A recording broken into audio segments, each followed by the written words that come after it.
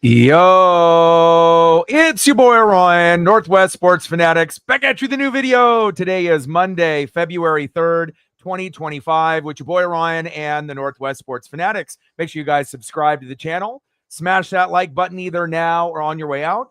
Donate to your boy if you can. Cash App $, ORIONNWSF, or the YouTube Super Chat right here. We got WWE Monday Night Raw live on Netflix. It is gonna go down here in just about a couple minutes away. Let's get locked and loaded and get ready for some wrestling action here on Monday night. And I ended up debuting a new thumb based on the Royal Rumble that we had over the weekend. And I think it actually turned out pretty well. We had Roman and Seth and Liv Morgan on the old thumb. But I figured, since Yeet, we got a big win for Jey Uso as well as Charlotte, we would showcase them. And I'm always going to showcase Liv, obviously, whether she has the belt or not, to make the thumbnail and pretty it up just a little bit. Let's go, baby. Hope everyone is having a fantastic day. And I'm still flying high, obviously, with the big win for Chase Elliott over the weekend. And again, it's been a minute, for Chase to be able to be in the victory lane, in the winner's circle. So that one felt good. Again, what a big week that we have coming up.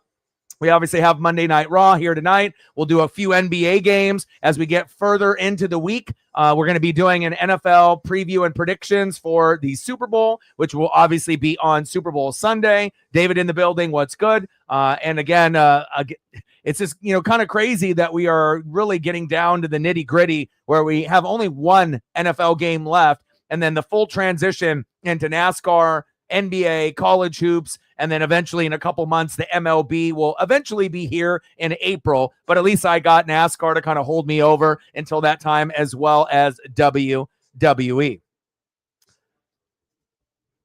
Yeah, I saw that. That's all I do, bro. All I do is read and watch film. So any news that usually people will send me, I'm already on it, like at 5 a.m. or whenever that news drops. But regardless, if he closed on a home, right, it doesn't mean that he can't pick up and sell it. Again, even if he had his furniture moved in already, again, these guys are millionaires, and this is the fact of the reality. The NBA is a business, and, kind of shitty timing, for closing a house just a week before. But again, nobody is untouchable. It definitely puts the Lakers in a good position after LeBron. And if you're a Maverick fan, you're probably hating life and maybe not even wanting to be a fan of the team. They let go Porzingis. Had good success in Boston. Let go to Jalen Brunson. Great success for the Knicks. And now you're letting go of Luka. But you still got Kyrie, Klay Thompson, and Anthony Davis, 3 aging vets. But I don't know if anyone really anticipates the Mavericks going on a big run or not.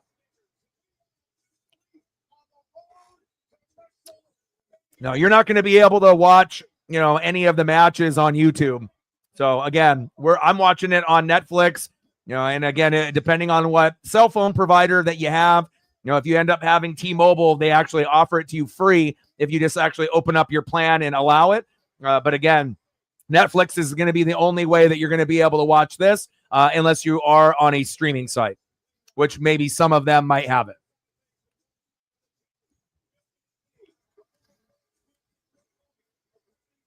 I don't really know if it's a start of the owners taking back control, but again, if you don't want to pay a supermax, for a particular player that you feel that maybe drinks too much and has conditioning issues and whatnot, and can't play defense either, do you really want to give someone the largest contract, in NBA history for a guy that's only a one-way player? We all love Luka. We all think that he's a fantastic, offensive player, all NBA. Could be considered the best player in the NBA or one of the top 5 at any given moment. But I have a hard time, wanting to be able to give max money to someone that can only play one side of the ball. And maybe LeBron will be able to get Luka to play defense. maybe to be on a better workout regimen, maybe to drink a little bit less and to be committed to the game, especially when LeBron steps away. But no one thinks the Lakers or Mavericks are going all the way. This is really looking either short term for the Mavericks this year and next year, and then obviously the next 10 to 15 years if you're the Lakers, obviously being able to get someone that's 25, all NBA in their prime. If LeBron leaves in a year or two, you're still set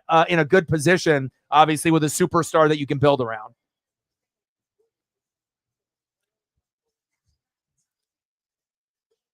Oh, I bet.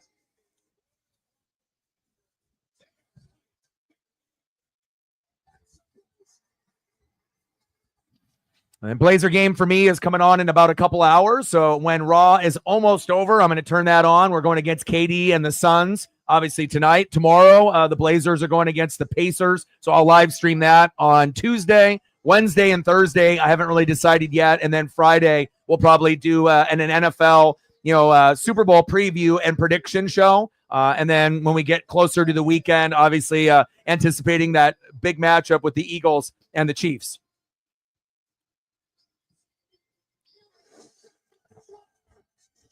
And I know not a lot of people maybe agreed or enjoyed Charlotte or Jey Uso winning. Maybe they wanted another individual. A lot of us were thinking, oh, maybe it'll be CM Punk or Roman or Cena or Seth Rollins. So, again, maybe Jey was one of the top 5 or 10 that were predicted. But, again, to be able to go this direction means to me that Elimination Chamber is coming up. And if they didn't want Cena to win the Royal Rumble, there's a very high probability that Cena is going to win the Elimination Chamber and find a way to be able to go against Cody, maybe at WrestleMania, possibly to be able to get the belt, especially if Jey Uso chooses Gunther and goes that particular route. So, I'll probably watch a little bit of the UFL. You know me, David. I'm very well-rounded. Basketball, baseball, football, hockey, wrestling, UFC, boxing. Like, I'm interested in a little bit of everything. And obviously, I prefer NFL and college football, but when that season is over, we may end up doing something like that, on the channel at some point. And then obviously when we get into March, yes, we will be doing some March Madness on the channel as well. Yeet. Yeet. Lenny, what's good, bro? And I had to put him on the thumb. I had my old school one, right? But I was like, I can't use this. We got to upgrade it. So I still got Liv on there, but we got to put Jey Uso and Charlotte Flair on there as well. And I actually, I think most of us predicted Charlotte winning. I don't think that was that hard to really decipher, because they definitely cater to her. But, she definitely has earned it based off her reputation and hard work. But Jey Uso was a surprise, but I loved it, And again, sometimes you got to be able to give, individuals moments for them to be able to shine. And again, when you can shine at the Royal Rumble, SummerSlam, or WrestleMania, it's kind of a projection of where your career is going. And, when you have guys like CM Punk, Roman, Seth Rollins, John Cena that you could have had one, in that particular event, and then you go with maybe the guy that's the most over, kind of reminds me of a Bryan Danielson, a.k.a. Daniel Bryan, the same kind of vibe. Instead of just doing this for yes, we're doing this for the yeet, and I hope that you're doing good, Lenny D. But it definitely lines up for all the people that love John Cena, including Lenny D. I would, a high probable, guess and obviously prediction. John Cena, more than likely, I would say probably 95% chance, if not higher, is going to win the Elimination Chamber, and then they'll face off against Cody for the belt. So. Michael Cole with the handshake. He got it down. Pat's like, you did a good job.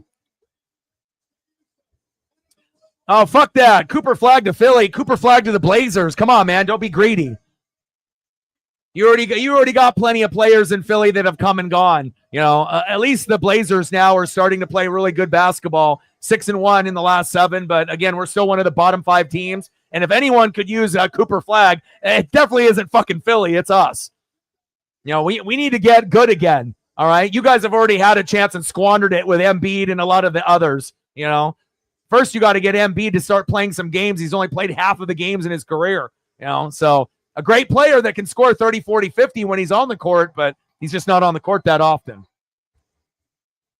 Yes, absolutely. But you already know Cena more than likely is going to win, Elimination Chamber. So that'll be a big moment for him, even though it wasn't Royal Rumble, maybe where a lot of Cena fans wanted, right? But you just got to be patient. And eventually, if he ends up winning Elimination Chamber, you can still end up getting the opportunity to go against Cody if that's the route that they want to go.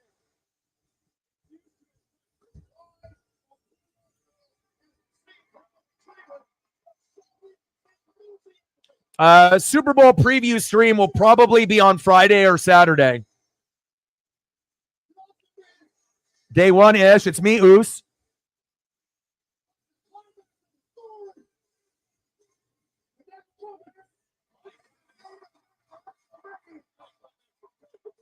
But, based on what we were able to watch, over the Rumble, Logan Paul, AJ Styles, Gunther, Jey Uso, the Wyatt Six, and the Judgment Day, Reigns, Rollins, and Punk, maybe in a triple threat, Damian Priest and Drew McIntyre, even though Drew deserves more, Tiffany and Charlotte Flair. It's Tiffy time going against, obviously, the OG Charlotte Flair. And then that opens the door for Cena to be able to win the Elimination Chamber and go against Cody. So I'm not saying that I have all the answers or all the predictions, but, again, I'm pretty good at this. And again, I didn't pick Jey Uso to win, but I don't think anybody did. I don't think anyone, thought that he was going to be the one standing at the end. And I don't even know if a lot of people pictured it would be him and Cena at the very, very end. But I really like this new Triple H era where you are very surprised week in and week out. Cool Kid in the building. What's good? Like, sub, donate, comment, share. If you haven't smashed that like button yet, please do. Help us get to 20 in the first hour, 30 to 50 overall. And we'll always be shooting for 100 in the donos on every single stream. But I'll be doing a couple Blazers streams, obviously, this week. I might do a Kraken stream at some point on Thursday, maybe. And then we got some NFL streams towards the end of the week getting ready for the Super Bowl. Yeet. What's good, Cool Kid?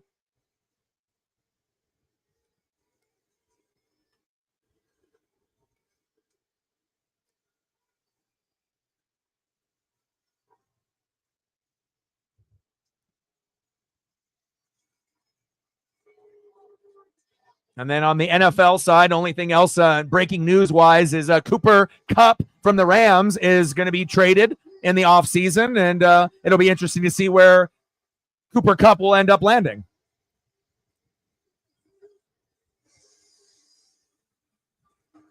Do it again, baby.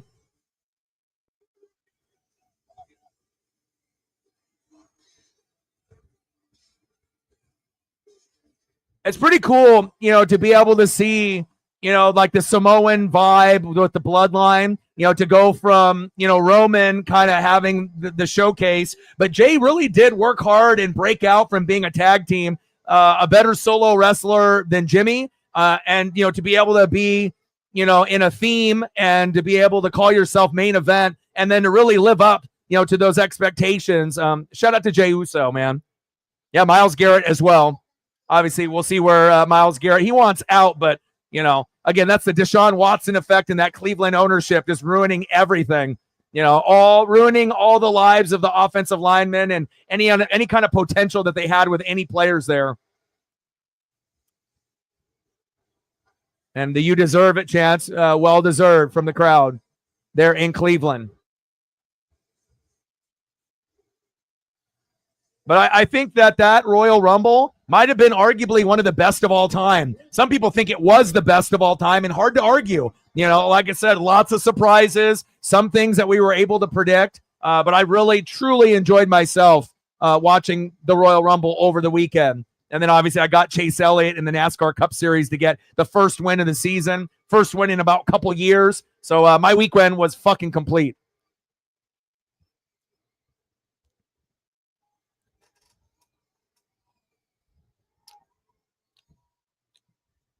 Now, I think a lot of people are hoping that the Eagles win, unless you're a Chiefs fan. But you're not going against just the Chiefs, you're going against the referees as well. So it's going to be tough, especially if it ends up being close. The Eagles have to be able to win big, so that way that the refs don't get involved. If the game ends up being by a touchdown or less, we all know what could happen. Yeet. I get it with Tom Brady. People just couldn't beat him, but again, it wasn't really having to do with the refs. But with this Mahomes era, it's completely different. They're definitely being catered to. Crowd is lit here in Cleveland for the day after the Royal Rumble. They're really bringing out the energy. I almost feel like it's a crowd from Canada or like France. Great job bringing that energy. Yeet.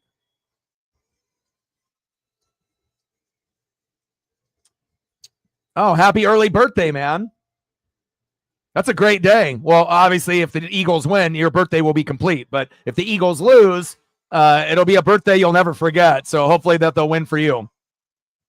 But again, I think everyone is rooting for the Eagles. But the thing is, it's not just, being anti-Chiefs and hating on them. The Eagles got the best team player for player, in my opinion. But, it's O-line, D-line, defense coaching, play calling. And, if Saquon can play like Saquon, like you guys have mentioned, yeah, but it will be up to the offensive line to open up those holes against the D-line and Chris Jones, and we'll see if that will happen. But both teams have great defenses, and they're very evenly matched. That's for sure. Yeet.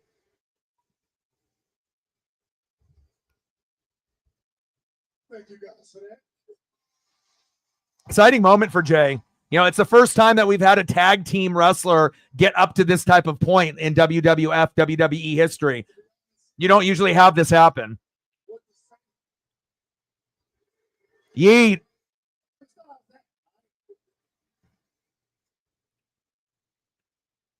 3 more likes to 10. Let's go, baby.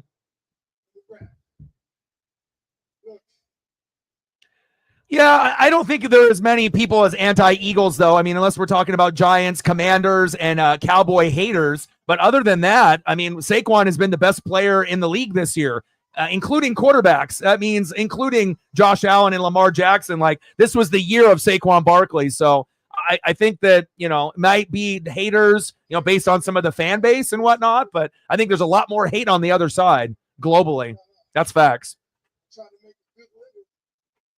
Me and my twin brother to become professional wrestlers. Tell him, Jay. Carrying on family legacy. I did that, which was cool. Then I fast forward to, pandemic era. I go with my cousins. Fast forward a little bit, I'm with the Bloodline, which was fire. Yeah, Bloodline was amazing.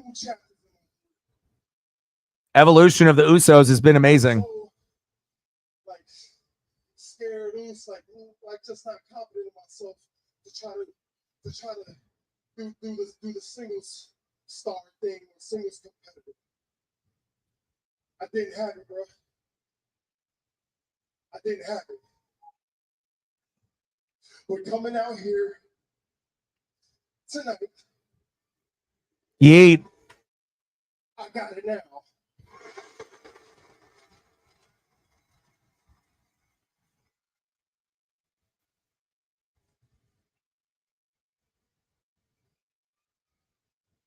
It's all about being like your authentic, true self, and again, Mike's skills will get better, as the years go on. And this is a big moment for him. There's a lot of nerves there, that the company chose him, over John Cena to win this particular event, or a CM Punk or a Roman, or a Seth Rollins. So I know some people in the back might be a little upset, but again, it's pretty cool to see the evolution in the Triple H era. And I'm all about it. I love it.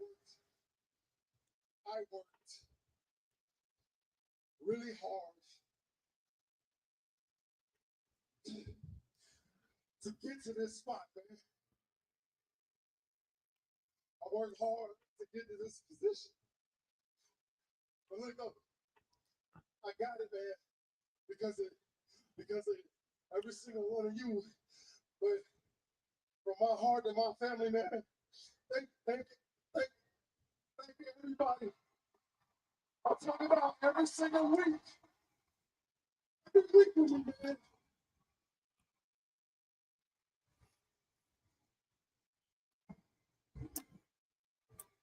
It's cool to be able to see his true emotion come out. If tears fall and it's real, people are going to back you even more.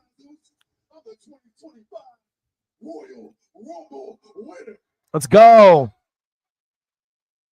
Yeet. I'm going WrestleMania for the main event, and it's just me, fools.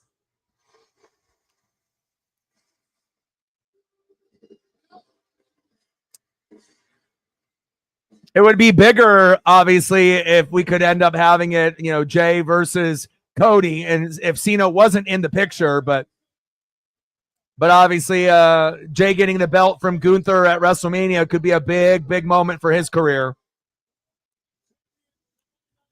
Gunther interrupting Jay here, and we already know that this is the storyline that they're gonna, follow. It'll give an opportunity for John Cena to win Elimination Chamber and then go against Cody.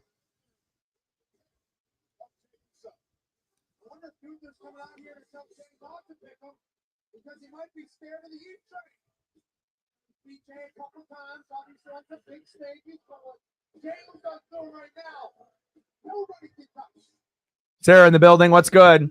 You haven't missed too much with Monday Night Raw. Just Jay coming out and speaking to the crowd, getting a little emotional. Tears were flowing a little bit. You could tell, like, this is a big moment for Jay. For a guy that's a tag team wrestler to get to this type of point, and you haven't really missed anything. He's just been talking to the crowd, and now Gunther just walked in. So, no, we're still at the 0 point, but hopefully we'll be able to improve that before the night ends. Blazer game was on in about an hour and 40 minutes, so I'll turn that on against the Suns and KD, and we'll do Blazers and the Pacers tomorrow at 7. A couple NBA streams. I might squeeze in a Kraken stream maybe this week, and then we'll do a couple NFL streams towards the end of the week, Thursday, Friday time, around that time. Obviously an NFL Super Bowl preview and prediction video or two. Champion, and I learned box office, and I learned how to make all of them believe that I'm barely holding on to this champion. Yeah. While in reality, Royal Rumble, one of the best of all time. Chase Elliott winning last night. Excitement level for me is just, it was probably one of the best weekends I've had in a long, long time. Triple H is cooking with the Royal Rumble. Chase Elliott winning his first race in almost a couple years. Man, it felt really, really good to soak that in. Yeah, and we'll see where Cup and Garrett land. That means I'm in the process of building a legacy for myself. But quite honestly, beating you at WrestleMania doesn't add anything to my legacy. Don't even look, you need to understand my expectations. I mean, beating Cena, beating Roman, beating CM Punk, they would have added something to my legacy.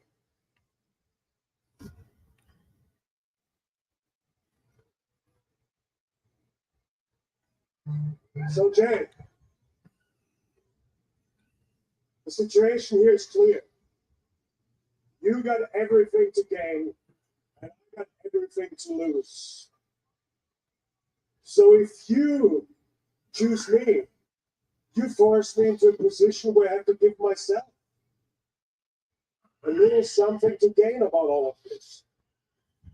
I want you to understand something. If you choose me, Jay.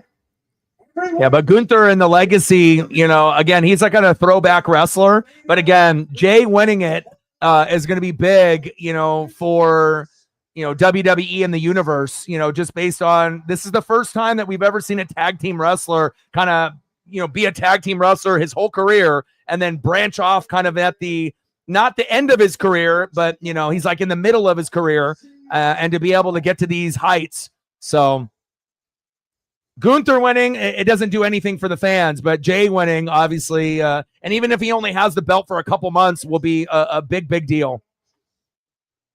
Yeah, it's definitely a Daniel Bryan moment. Like I said, if I had to compare this run that he's having as like an underdog and being popular, it's definitely exactly like Daniel Bryan, whether it's yes, yes, yes, no, no, no, or when they had the team Hell No with Kane, but again, you don't have to be the biggest or the fastest or the strongest to be the popular guy in the business. STL in the building. What's good? Yeet. Everybody telling me what I Royal Rumble was off the chain. Yeet. Case Elliott with the victory last night. Yeet. We had a good NASCAR stream last night. 3,000 people. Yeet. Let's go. Royal Rumble was off the chain. Yeet.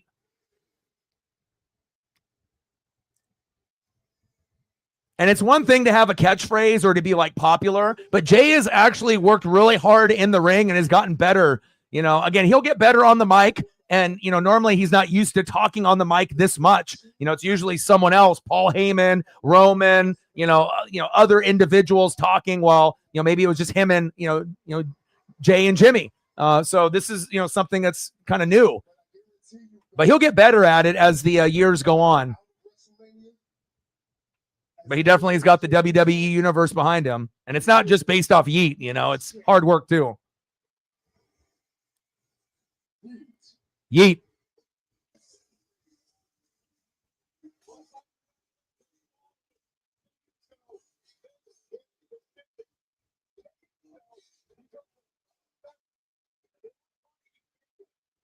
Crowd in Cleveland is, kind of felt like a Canadian crowd, or like an overseas crowd. They came out with a lot of energy. But again, just like with Daniel Bryan, regardless on, if he was a face or if he was a heel, he brought that energy in everyone. Whether you love Daniel Bryan or hated Daniel Bryan, you were still doing the yes, yes, yes. And I feel like the same thing goes with Jey Uso. Whether you love him or you hate him, you're still yeeting, you're still participating because, wrestling fans love to participate. If there's something catchy, something cool as a catchphrase or like a movement, again, it's just one of those things wrestling fans like to show appreciation that they are locked into the show, regardless if they like that individual or not. But let's be honest, Jay's pretty likable. Daniel Bryan, Bryan Danielson was always likable. And it wasn't really a time where everyone hated, either one. They've been definitely fan favorites for a long fucking time. Happy early birthday, my boy. What's good, my guy? I'm going to the Elimination Chamber to win. And I'm going to main event my final appearance at WrestleMania to win a 17th championship. It's kind of funny. Of course I did. And I brought that up on the channel, remember? It's like my ESP is strong. I had this weird feeling, and that's why I brought it up. I normally, it's weird. Like I'll bring up these certain topics, or we'll go over certain things. And then usually like a day later, something happens, right? And I asked, is Charlotte still with Andrade? And everyone's like, yeah, she's married, right? But I just had this weird feeling. That's why I brought it up. Next day, she's on her, obviously, third divorce, and they are getting divorced. So I don't know. The sports gods, the wrestling gods, it's just like sometimes I'll just get like these messages or dreams or, I'll just say something. And then all of a sudden, like, a day later or, a few minutes later, something crazy happens based on those particular comments and whatnot. And obviously, she's on her, that's her third husband. She usually goes for about 2.5 years. So I don't know if she's trying to catch up to her dad with Rick and whatnot, but, it's definitely tough to be married and be in the wrestling business with that type of schedule. Hopefully she can find some happiness, at some point or another, because if not, she's going to catch up to her dad, Rick, based on all of his marriages that were, successful and then failed.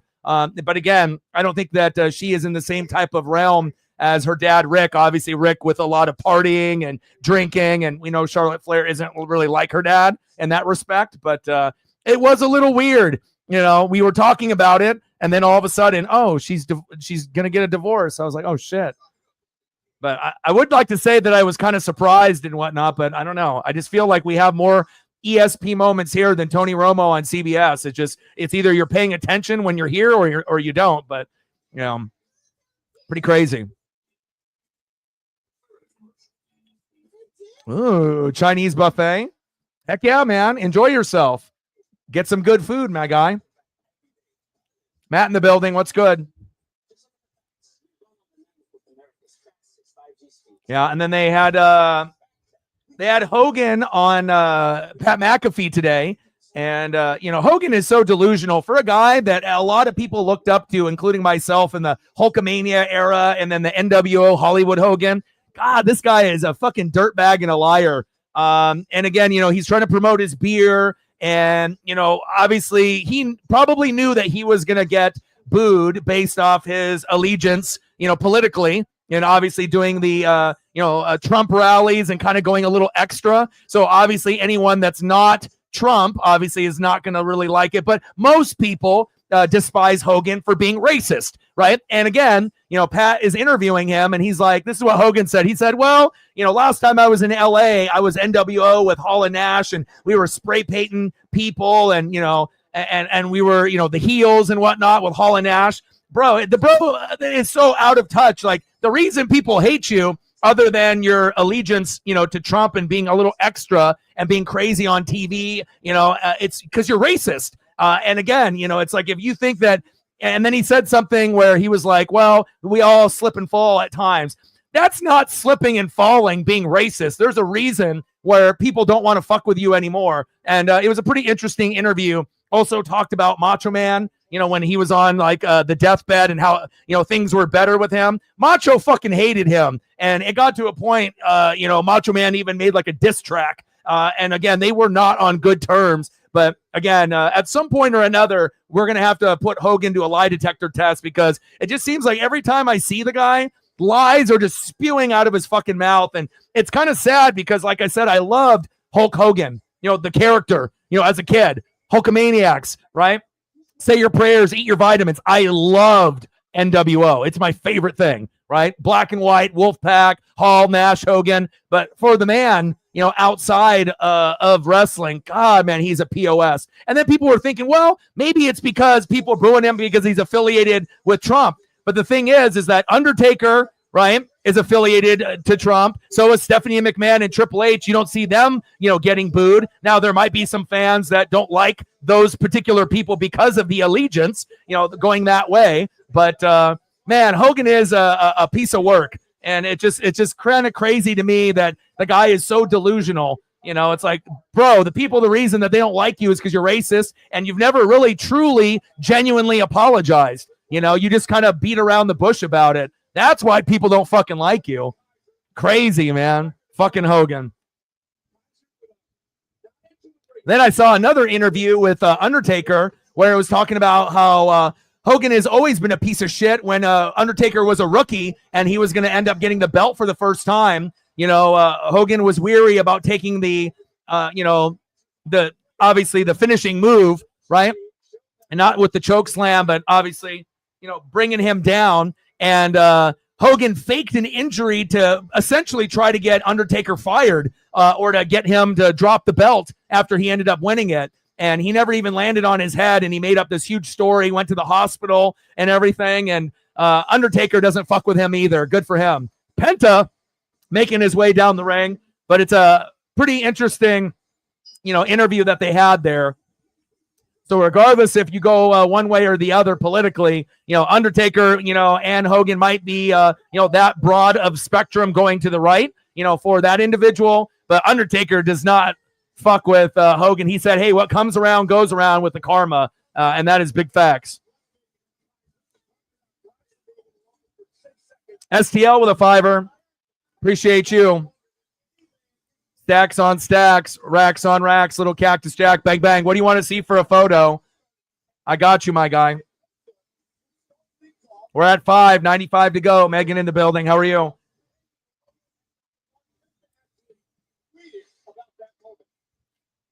Penta, super over. Glad that he's in WWE. Perfect for him.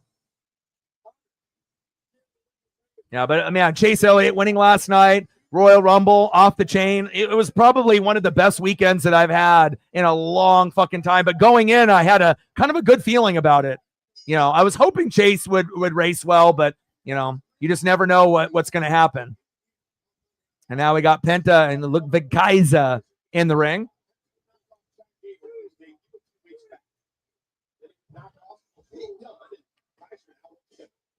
No, you're good. Like I said, Hogan was on Pat McAfee today, and there's been a lot of stuff that has gone on, regardless on where you stand, on that side. And we don't really talk about that type of stuff, but again, there's going to be people that are going to be supporting certain individuals that maybe not everyone agrees with.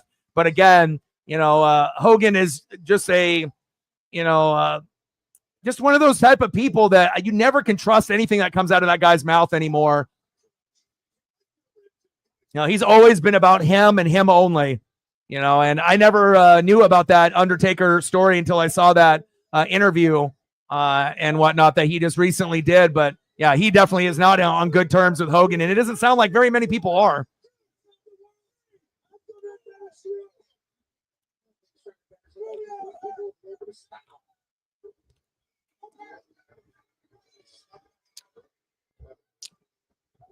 STL, you want Bill Elliott?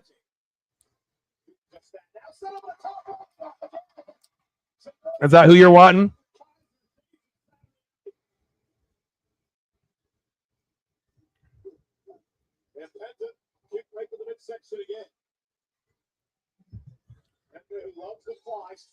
Oh, big slap to Penta. Now I got Blazers coming on here in about an hour and a half. We'll be doing Blazers and Pacers tomorrow. I'm not sure about Wednesday, Thursday. There's a couple options either for NBA or possibly NHL. Friday, we'll do a Super Bowl preview and prediction show. Saturday, same type of thing, more than likely, unless there's some kind of good event. And then on Sunday, we got Super Bowl Sunday with the Eagles and the Chiefs. All right, let me get you some Bill Elliott, my guy. If you switch, you also get a free phone. What you need? Welcome to Getting More. Welcome to Cricket Nation. Smile if you're on cricket. In cricket, we're all about honesty. What you see is what you get. Nothing to hide. Okay, my turn. These are hair plugs. I used to be bald. Phew. Feels good to get that off my chest, which was always hairy. Welcome to life without hidden fees. The OG. I love the father-son combos. It's my favorite. And Bill ended up winning this back in the day in the 80s. And to see Chase win it last night, utter domination last night. From beginning to end, almost, was on the pole and won the pole and, started off first and really only got past for a couple laps and pretty much dominated that whole race. And, it's been like a year and a half, almost 2 years, since last time, Chase won. So that felt really, really good to be able to see, Chase be able to go to victory lane. And I don't think that's going to be the last time that we're going to see Bill or Chase in some type of celebratory hug or celebration. And it's just awesome that NASCAR is back. We got, some pretty good results. Obviously, I still got to try to figure out if I'm going to end up keeping this particular platform, for streaming, or if I'm going to go to something maybe a little bit different based off cost. If I can make the stream look a little bit more fancier with graphics and whatnot. But each platform, is kind of limited on what you can do and whatnot. And I obviously like the ticker and being able to throw up photos, but there definitely is a lot of other like graphics and moving parts that I would like to be able to have on the stream while I'm streaming. But again, every single platform kind of runs their, applications a little bit differently.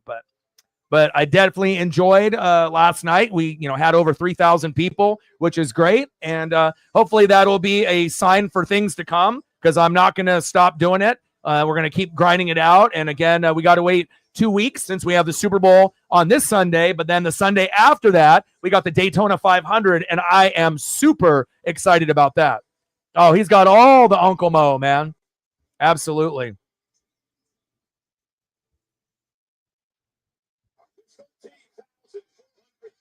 Here tonight in Cleveland, Ohio. Penta versus Ludwig Kaiser matchup, first time on Monday Night Raw.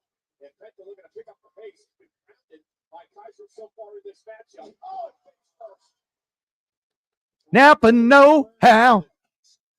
And it's good for the sport, most popular driver, and obviously Kyle Larson and William Byron have been doing a little bit better than him in the last couple years since he had that skiing, snowboarding accident. So, once that happened, that season was fucked. Last year, he had a lot of top 5, top 10 finishes, but not enough wins in the winner's circle. But to start off the year with a dub, even though it wasn't for points, but just to get the dub, that's going to give great momentum. And there's a very good possibility that Chase will win another 1 to 4 races the rest of the season. I don't know if we're going to get more than that. I don't know if we're going to get someone winning like double-digit races because that doesn't happen every year. That happens every few years where you get someone that wins like 10. But I mean, shit, if you can end up winning even like 4 or 5, sometimes that ends up being the most in the season. It just depends on how even everyone is. But again, very, very excited to see the development of my guy, Napa Know-How, Chase Elliott. And we got Ludwig Kaiser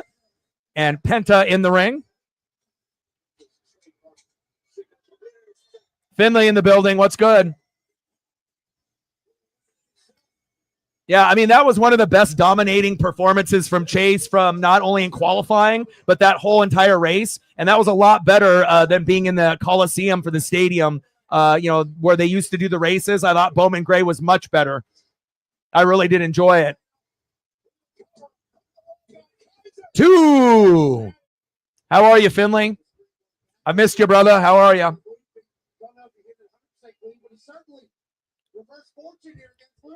And then once we end up getting the Lakers and Mavericks, I think in about 3 weeks, I'll definitely live stream Mavericks Lakers when we get to see Davis and Luka go against each other. That'll be definitely must-see TV.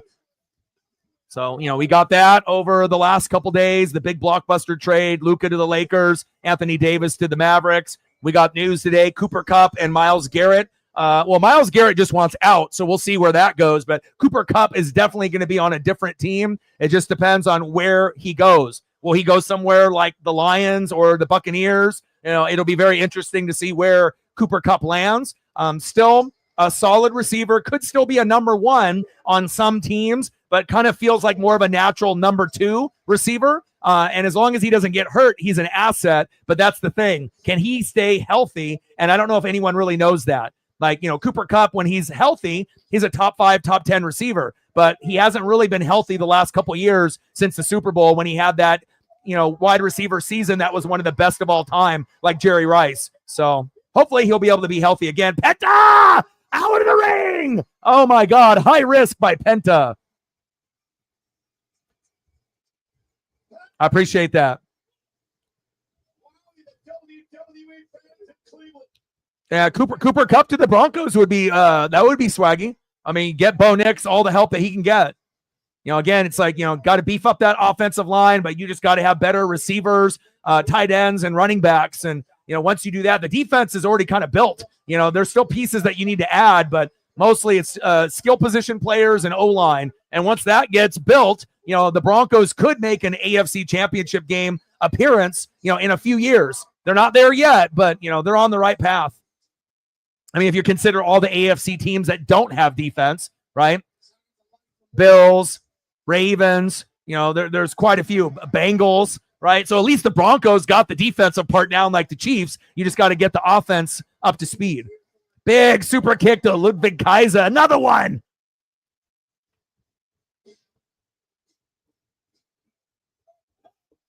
Oh, nice senton. 2.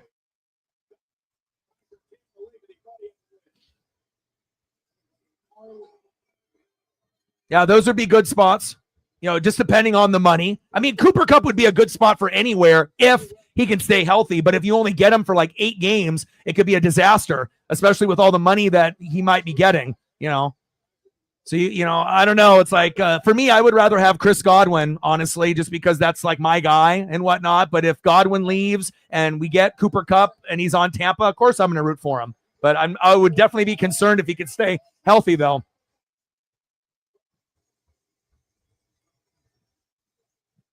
Well, they already had a post today that with McVay and everyone that, they're going to let him go. So he's going to go to another team, like, for sure. Myles Garrett just wants to get out of there.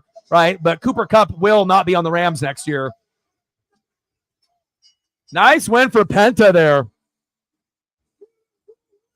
Shit, I'll take Myles Garrett on the Bucs if he's willing to come, but I think he's going to be wanting a shitload of money. Garrett's going to command more money than Cooper Kupp at this point in their careers. Nice win for Penta there. But we're in a good, time right now. We're in February, right? It's going to go by real quick. We'll be into March Madness before you know it, right? And then, Daytona 500 Super Bowl right around the corner. We're going to get into March Madness, and then boom, all of a sudden there's April, and then we're going to be in the baseball season. I can't wait. Congratulations on yet another victory. You remain undefeated here on Monday Night Raw. You know, you told us the night of your debut, this is the Penta era. Penta era, baby. What can the WWE Universe expect next? Thank you so much. Pete Dunne, huh?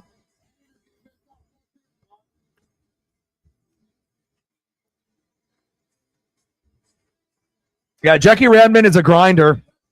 She definitely works hard. You know, a lot of these individuals in the company, you know, sometimes they'll have other things that they're doing as well. Oh, he's not trying to rip off the mask, is he?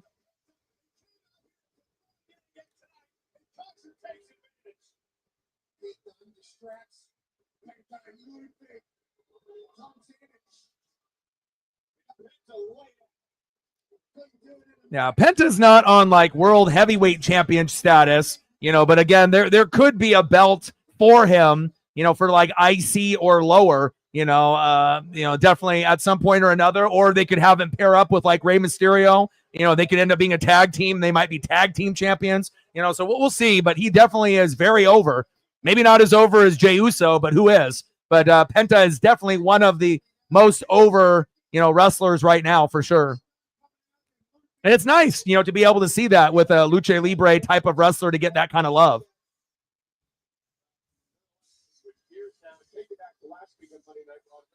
I mean, WWE Universe would lose their mind if a Kenny Omega was here or Will Ospreay was here or the Young Bucks were here. They wouldn't even know what to do. Oh, JD McDonough, prayers up. And we knew when he did that backflip and then hit right there, you know, whiplash, you know, a punctured lung, broken ribs, and he continued the fucking match. And I knew he was fucked up. And that shows you how tough some of these guys are, because obviously when they throw up the X, you know, that means it's over. And he kept going. So that was pretty amazing from him. Recovering from a brutal street fight. And while I'm gone, everything around here seems to fall to pieces. I don't like Judgment Day without Damian Priest and Rhea Ripley in it, because I feel like those were the members of Judgment Day that made it fun. You know, it's like Finn, you know, Edge before, you know, obviously Dom has to be a part of it, you know, and this whole like Liv and, you know, Raquel Rodriguez, I mean, it's just like filler. They had to add people because people got kicked out, you know, but the Judgment Day doesn't have that same swagger anymore. You know, it's not the same. The swagger came from Ripley first, you know, and then Damian Priest second, you know, and then, you know, having Dom, you know, working under them, you know, and learning the biz, you know, and then obviously Finn being kind of the vet, and then adding these other JD McDonoughs and Raquel Rodriguez and Liv. But I don't know, it doesn't have the same swagger and feel anymore. You know, it's like it used to be like my favorite faction in WWE. Now I don't really give a shit about them, if I'm being honest. Like I like Dom a lot. You know, I like the progression of him being this super heel, but as far as like the faction is concerned, it lost all the momentum that it had, in my opinion. You know, even if they go against like the Wyatt Six, you know, it's like before it would be like pretty even, you know, like, ooh, Wyatt Six, cool. You know, even though they're kind of an underdog group, and Judgment Day would be the more popular group. But I don't know, I feel like they kind of lost some steam, you know, after booting out, you know, the two best members that were in the fucking, you know, in the group. That's facts. It's like, how is Judgment Day going from like one of the coolest factions, you know, to like one of the ones that we don't even care about anymore? Sad. It's like Undisputed Era, you know, how awesome they were, and they fumbled the bag with that. You know, Bray Wyatt, The Fiend, they fumbled the bag with that. I mean, they've done a lot of great things, you know, lately, but all right, Charlotte Flair coming out.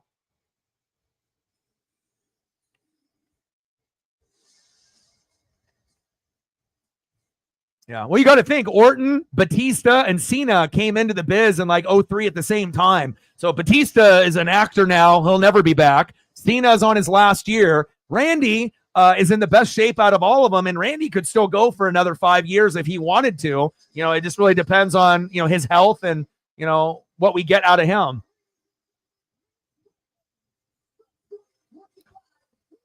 Charlotte Flair's in great shape, you know, but she got the Ozempic look. I mean, eat some food, all right? You know, like I think she just looks unhealthy, you know? Like I said, you know, you can eat. You don't have to be afraid of eating. Like, eat some food. put on a little bit of weight. I mean, she obviously, she wasn't ever overweight. It seems a little unhealthy thin to me.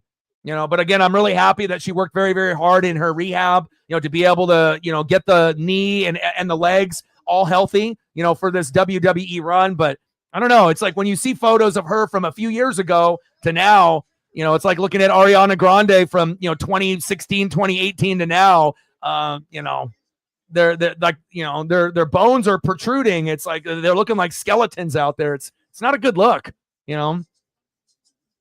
Hopefully, she'll be able to, gain a few more pounds of muscle and kind of fill out, the rest of her frame and whatnot. But as long as she can stay healthy, that'll be good for business. Now taxes, TurboTax. Beat your last tax for this price. Switch to a TurboTax expert now. We'll beat your last tax for this price and get you the most money back, guaranteed. So with Randy right now not being on TV, what's the deal with Randy Orton? Injuries, storyline, what do we got going on with Randy?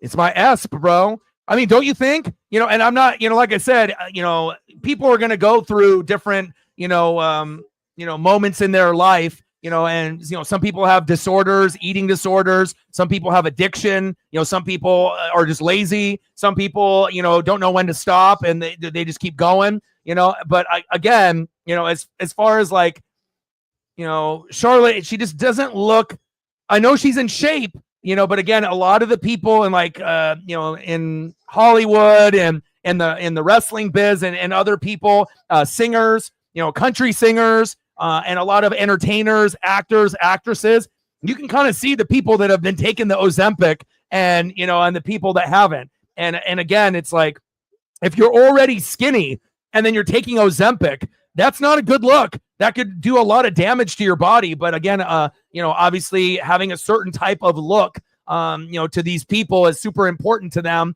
and the peer pressure and whatnot. But again, you have to make sure that, that you're actually healthy, and not looking like a goddamn skeleton. Cause, Charlotte doesn't look normal to me. She looks incredibly unhealthy, even though I know she's, back on track of being, a healthy wrestler. And she definitely has lost weight, but she never was overweight. She was perfect before, like based on her frame and her face, and just the way that she wrestled. It seemed like she was at a perfect weight and everything was good. And I know there's a lot of pressures in the wrestling business compared to other females and what they look like and in Hollywood, but I don't know, man. I just don't like it when I see people like deteriorating their body when they don't need to, There's lots of plastic surgery, lots of fakeness out there, I just want people to be a little bit more real with themselves. It's okay to accept on what you look like. You don't got to get a fucking nose job. You don't have to get fucking lip fillers. You don't have to have all these things, and you get a lot of those people, they're like, oh, I need to get myself a real man, but everything about them is fake. Come on, let's be real. But hopefully she'll be able to, get the right, pattern down with her workouts and her eating habits where we can get to, seeing her like we used to. But I don't know if we're ever going to see that old school Charlotte ever again. So. Tonight only, save up to 30% off orders. Yeah, shit. Trish looks better now than she even did when she was in her 20s. But again, if you are, a millionaire and you're rich and you have a lot of options, on how to be able to keep yourself beautiful and you work out every day, and whatnot, then you're going to be able to keep up your appearance to a certain degree. But, Trish Stratus might be the, maybe like the most beautiful, WWE superstar from back in the day. And then I think she looks better now than she did in her 20s. But Charlotte looks too like fake to me. It's like some kind of like plastic Instagram model that like everything about her looks fake and she's way too thin. And I'm happy that she's healthy now, but she looks unhealthy. I missed you guys. We missed you, Charlotte. No, really, it has been a year and 2 months. I missed the guys booing me, and I missed all of you guys that loved me. Last year sucked. Actually, up until last year, I really thought I was unbreakable, but no, last year broke me mentally and physically. And if,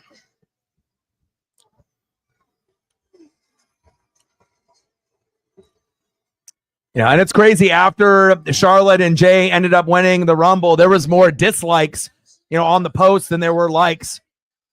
I'm not really sure if people were wanting, I'm not really sure what people wanted on the female side. I mean, would they have been happy if Nia Jax would have won? Would have they been happy if like Bayley won? Like, who are they wanting to win? For the people that didn't want Charlotte to win. I'm going to embrace all these boos because guess what? I still love all of you. And do you know why I love all of you?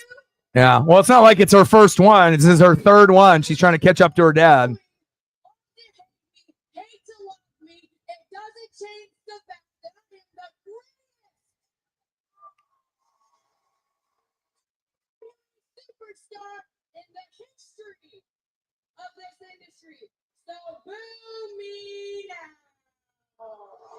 Perfect heel, You don't have to be a face. People are already hating on her anyways. You might as well just dip your toes into the heel train. Because it broke me.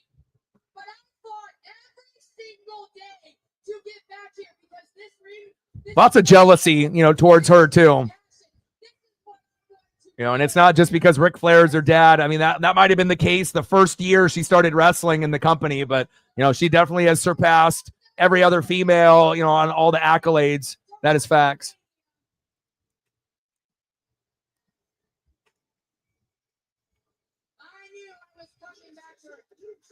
Oh, Ripley, let's go. And we're going to be able to get Ripley at some point in Charlotte. Tiffy time in Charlotte at Mania, we would assume,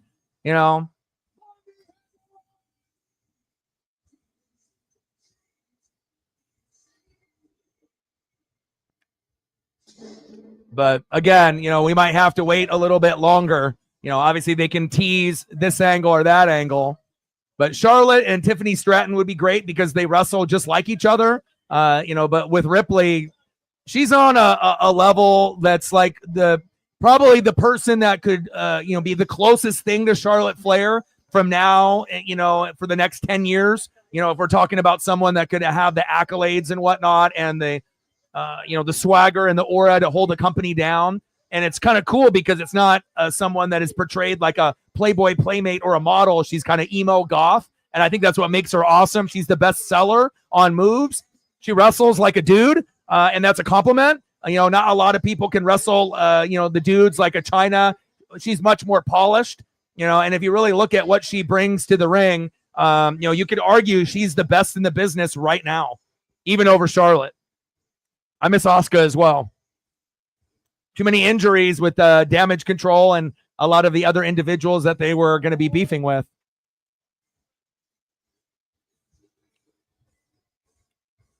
I predicted Charlotte was going to win, and I figured that was going to be the direction that they were going to go. I don't think there was anyone really worthy of winning it besides her, in my opinion, even though she's been gone for a year. But, I mean, again, there's a lot of females that are athletic that are in the business, but they're not like these two ladies. I mean, this is like the cream of the crop right here.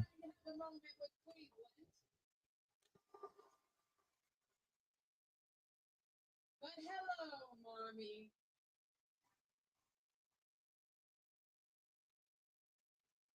Your moment, yeah. But this is my show.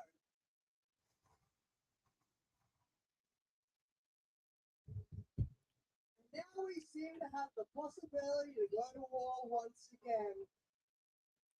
And Charlotte, you know that when you go to war with someone, that's when you earn their respect the most. And I do respect you.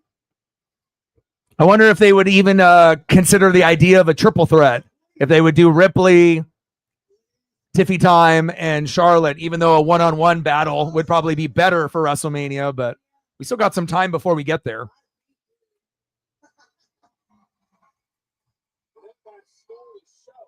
mean, I know that's a good point. I make no you're forgetting the first time we fought at WrestleMania, I beat you. You guys didn't like that, did you? It's okay, guys. She's right. You're right. I'll give you that. But I'm not sure if you understand. Back then, I was just a kid.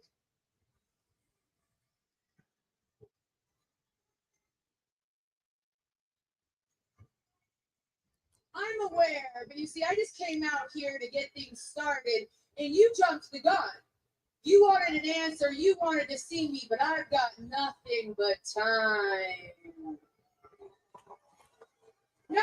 You see, I'm going to go to NXT tomorrow, and I'm going to see if Julia inspires me. And then I'm going to go to SmackDown on Friday and see if Tiffany inspires me. Yeah, but we're definitely going to get Tiffany and Charlotte at WrestleMania. That would be the smart decision. That would be best for business, but we'll see. You were impatient. So you know what you showed me? Rhea, you're still just a kid.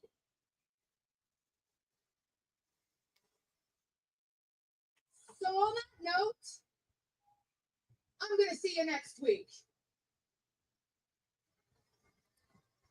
It'd be dope if we could get a little match here tonight. You saying that I'm just a kid proves that you do not respect me the way that I respect you. So pick me. Please pick me. So I can beat the respect. Yeah, well, you're going to get it because Cena's going to win the Elimination Chamber, and Cody is really the only wrestler right now that doesn't have an opponent. So that kind of makes, the most sense. Cena didn't win the Rumble. They gave that live moment to Jay Yeet, and then Cena will win Elimination Chamber, go against Cody, and then if they decide to give him the belt for I don't know how long, if he ends up beating Cody and has a belt for a month or a day or a week or whatever, since this is his last run with it and whatnot, if they decide that that's what they want to do for WrestleMania, but it'll be very interesting to see how things line up here at the road to WrestleMania. Eliminated by your friend Jey Uso, and tonight you have a chance to qualify for Elimination Chamber when you take on CM Punk for the first time ever. Hard to believe you two. Sami Zayn and CM Punk one-on-one should be good tonight. Losing the Royal Rumble, I really thought that might have been my year, more momentum than I might have ever had, but don't have time to think about it. Have a chance to punch a ticket to wrestle into a World Championship match to get into Elimination Chamber. But first, I have to go to CM Punk. That is the only thing on my mind right now. Well, listen, the other big question on everyone else's minds is Kevin Owens. Have you had a chance to talk to him following the match that left him? You gotta finish this later, right? Oh. Okay, no worries. Thank you, Sammy.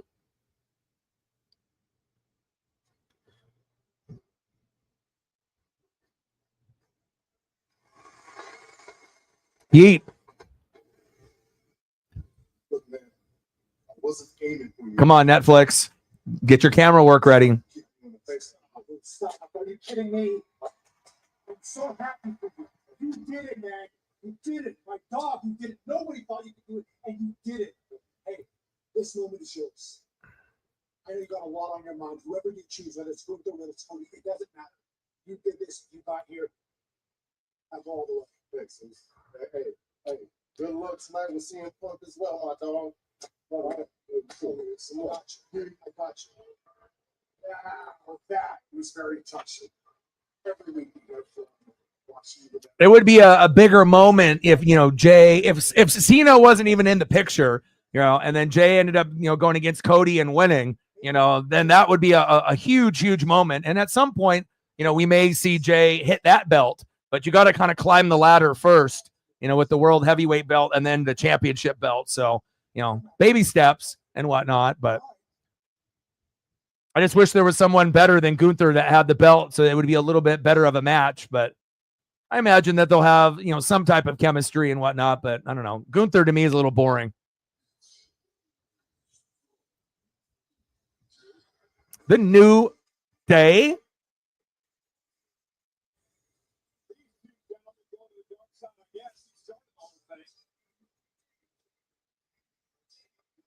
New Day going from the faces to the heels.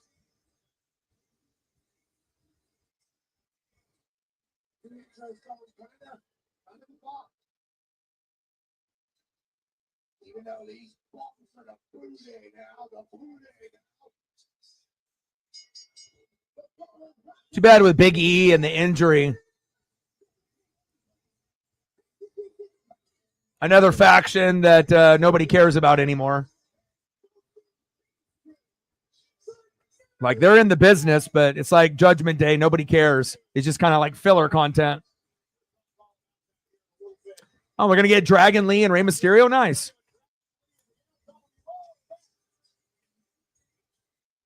Yeah, they're just not relevant anymore, you know? They're still, you know, going to be the OGs. They're still going to have fans that root for them. And obviously a heel version, you know, usually brings out the best, you know, in a lot of the wrestlers and whatnot. But, you know, New Day was like the super face for such a long time. But I don't know. It doesn't have the same kind of feel without Big E in the group. You know, and again, hopefully they put on a good match here with Dragon Lee and Rey Mysterio. And that's good, Lenny, that you're still rocking with them because, you know, there's a lot of people that, you know, definitely have looked the other way for sure. Okay, now we do. Domino's loaded chicken. Specialty chicken is now Domino's loaded chicken. All canned beans are the same. To show you why Goya black beans are so good. All right, what time is it? Okay, 6:04. So I got another hour or so before the Blazer game comes on against KD and the Suns, which I will turn on at that particular time. Rip City. Hopefully the Blazers can keep the winning streak going. 6-1 in the last 7. So we definitely have turned the corner, which is good. Every can of Goya black beans is packed with goodness. If it's Goya, it has to be good. The Hawks need a clean shave. Could be a possibility at some point or another.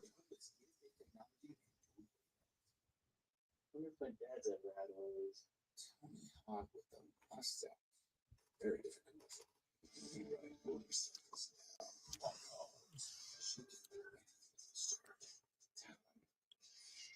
Injured? So are we. No. The Chairman Pro Manscaped. We need 9 more to be able to get to 20. We're at 11. If you haven't smashed that like button yet, please do. Now we're at 12. 8 more to go, and then we'll hit the goal. And we'll see if we get a few more people to come through before possibly Sami Zayn and CM Punk at that particular moment. I assume that's going to be the main event for tonight.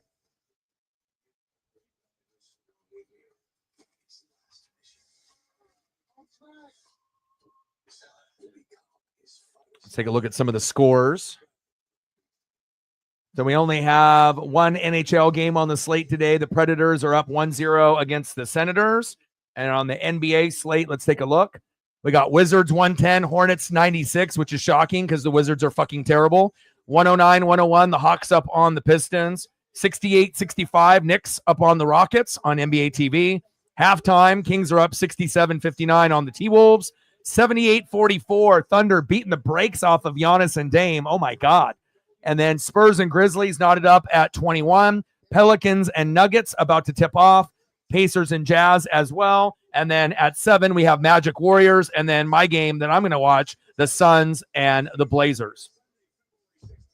Rip City, baby.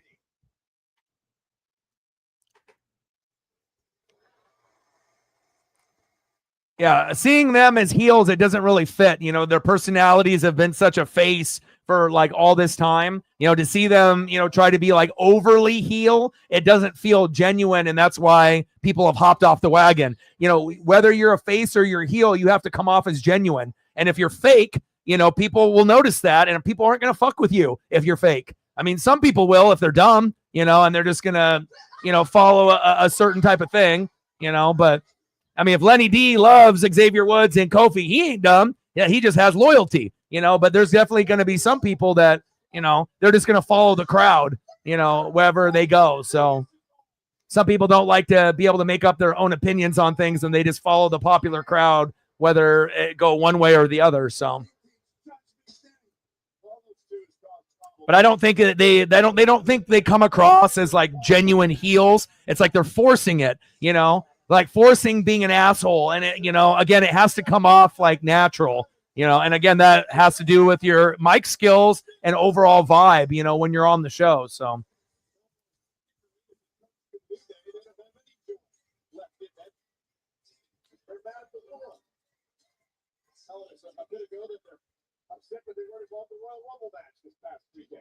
and plus they're not the same without Big E. It's just not the same, man. It's like Judgment Day without Ripley and Damian Priest. It ain't the same. There's still something there, bare bones of what's left, but it's not the same thing that, you know, we're used to. LWO.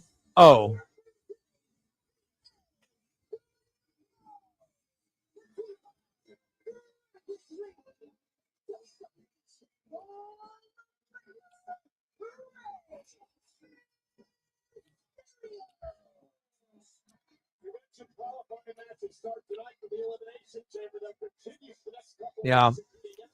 Well, also too, a lot of the other brother wrestlers that we had are no longer in WWE. So, you know, again, you know, we've seen some of the people go to another company and try their faction over there and whatnot. But, you know, we got a lot of diversity, you know, obviously white, black, Asian, Mexican, European, you know, you name it, WWE has got it.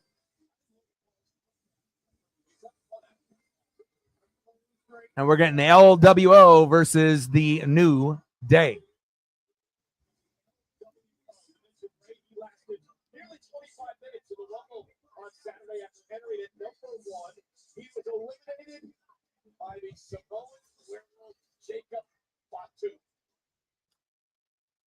Like going from the Hurt Business to the Hurt Syndicate and whatnot. You know, I think WWE, you know, again, they're not going to be able to keep everyone, you know, but that was a group that they probably should have kept together and pushed a little more. But I mean, there's a lot of groups that we could have probably said that about too. Undisputed Era and, you know, a bunch of other things, you know, sometimes things are meant to be broken and feuds occur where, you know, people in the group will go one-on-one with each other and whatnot, and tag teams turn on each other. It's a part of the biz.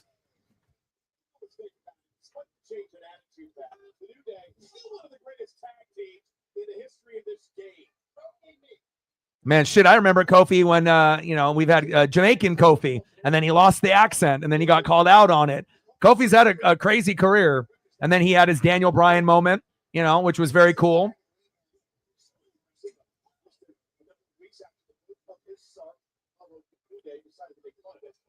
Nice crossbody by Dragon Lee. Great to see him back. Nice little Hurricane Rana on Kofi Kingston.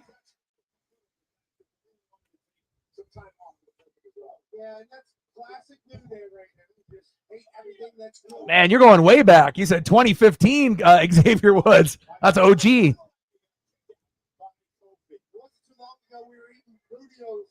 Booty-O's.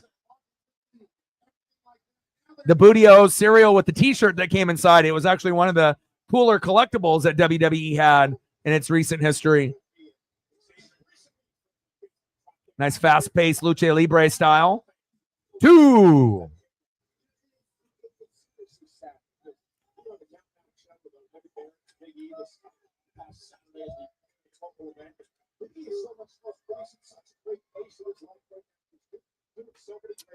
I know a lot of people might not be on the New Day train anymore, but I do like their ring gear that they got on today. Kind of reminds me of like WCW wrestlers from back in the day.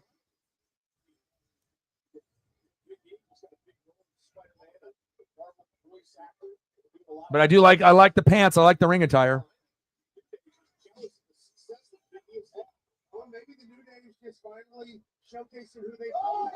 Oh, of course. I got one from Mexico.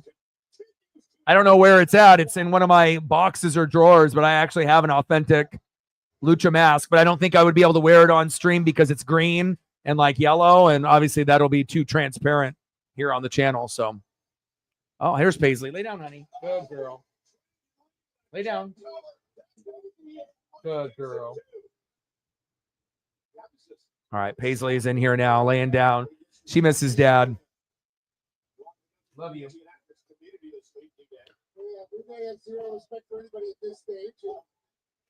They think it's going to be the Yeah, I like Lucha Libre masks. I think they're very cool. And there's different levels to them. You know, there's like cheap ones that you can get like on eBay and whatnot, but you know, you can kind of tell with the quality on some of the authentic ones and whatnot. But they're super dope. Oh, nice missile drop kick there by Dragon Lee. All right, take care. I hope you feel better. we mentioned he has an elimination chamber qualifying match next week against Rey Mysterio. Logan Paul's here. The match continues in the frame. Kofi Kingston trying to take it in. Xavier Woods takes it back to the selection. I thought it was at the very first. I thought maybe it was Karrion Kross, but Logan Paul.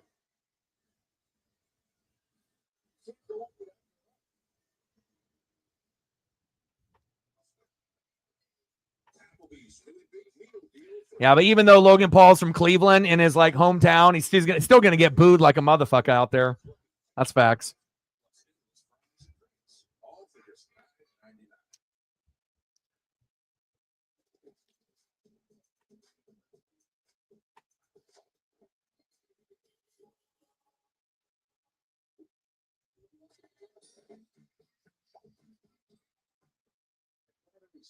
We know off is not an option. Off means you're late for work or miss a call. Life's busy. You're busy. You need to be on the road, on the call. Oh, Chavo, we were just talking about him. Wild. That's cool. Power on Batteries Plus. Visit one of over 700 locations today. Qualifying match, Logan Paul and Rey Mysterio next week.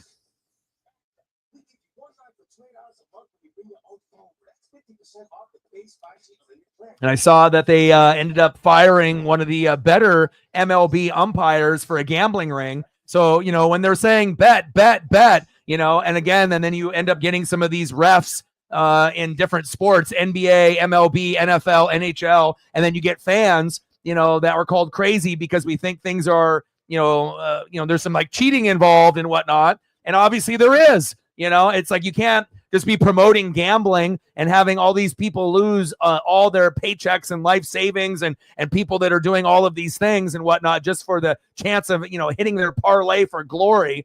And you're even getting players and referees that are getting caught up in this. Again, it's kind of sad because, you know, the betting isn't a good thing. You know, again, it's one thing if you end up winning, but a lot of these gamblers are so far in debt. You know, they may tell you about their one big win, but they're not going to tell you about the 10 previous losses that they're, you know, negative $3,000 right now. You know, even if they ended up winning $1,000 on a bet and they're promoting it, you know, like on social media and whatnot. But, you know, again, it's like, why can't we have the bettor be someone like an Angel Hernandez so we can just get them out of the league? But, you know, we don't have to worry about Angel anymore. He was terrible, but, you know, I imagine this won't be the last umpire that gets fired based on an investigation. And, you know, we're probably going to get more refs getting caught up in these type of things and players as well.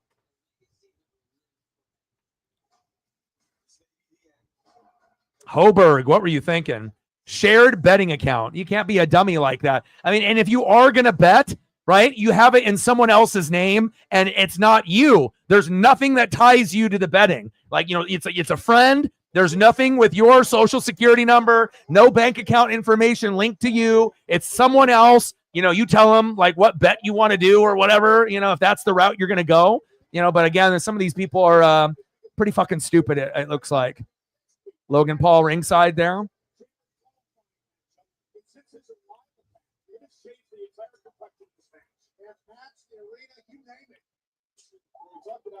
And it's crazy, too, because the accuracy of that umpire, he actually was one of the top 5 umps that we actually had in baseball based on like strike ball accuracy, they have those graphics after the game is over. Oh, what a move on Dragon Lee.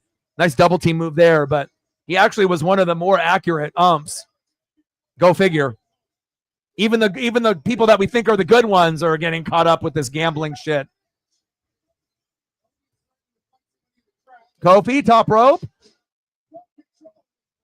Nice elbow there on the crossbody.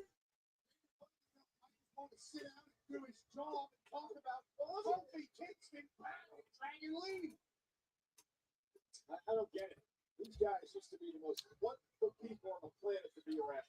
Positivity all the time, smiling, just having so much fun in the ring. We're one of the greatest tag teams of all time. Tag, here comes the goods. Enjoying what he's seeing. And now Xavier Woods right to the back of Dragon Lee. Rey Mysterio realized that his partner's in deep trouble. He couldn't even. Yeah, they were saying that he was the best one. A lot of people had him as the best one for ball strikes. Kofi and Xavier Woods with the flex. Yeah, Chavo does. Ooh, a big slap by Dragon Lee. Little forearm by Xavier Woods.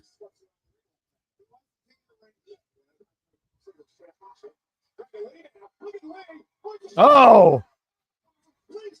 Nice power bomb there by Dragon Lee.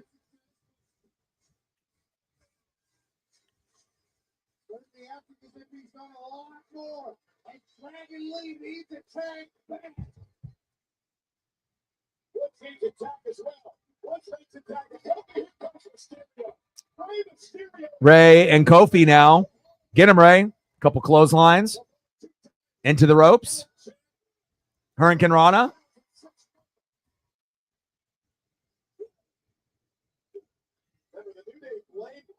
Good energy here on Monday Night Raw in Cleveland from the fans. And usually Raw after a big PLE crowd is still going to usually be hyped up. Raw after WrestleMania, Raw after Royal Rumble, Raw after SummerSlam. Oh, 619 incoming. Oh, and pulled away. Nice job by Xavier Woods getting Kofi out of the way. Oh!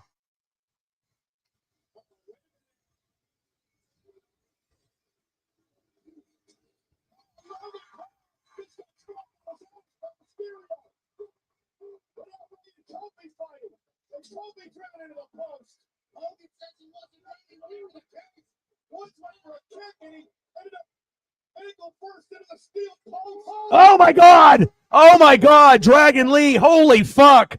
Oh wow! That's why Lucha Libre wrestling is the best, because you get these like super high risk maneuvers. You know, unless you're like a Kenny Omega or a Will Ospreay, you know, that can do those same type of moves. But man, the high risk, ability to possibly land on your neck and snap your neck or get seriously injured. Man, that was so clean. And the New Day win. Unbelievable. Hurricane Rana to the outside by Dragon Lee, man. That was awesome.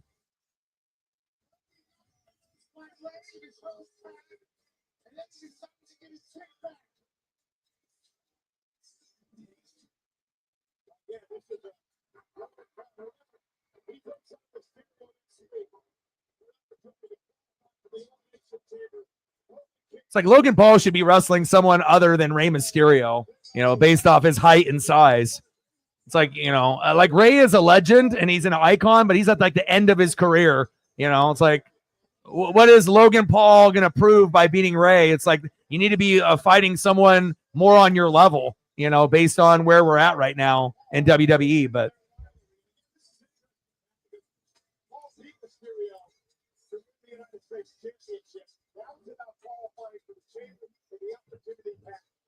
Pat locked in. Look at him.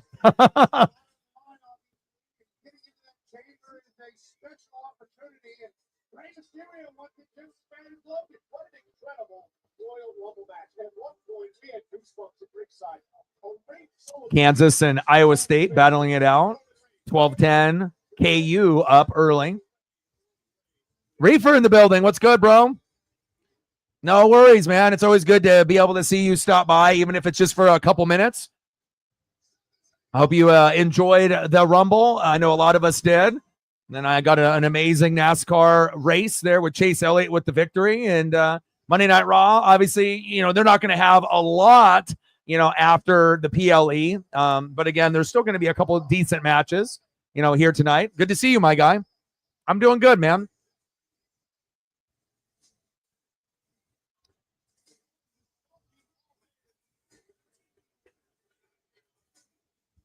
Best match that you enjoyed during the Rumble? Did you have one particular thing that you liked the most, Reefer, based off us watching together? Did you have a particular moment that stood out more than the rest?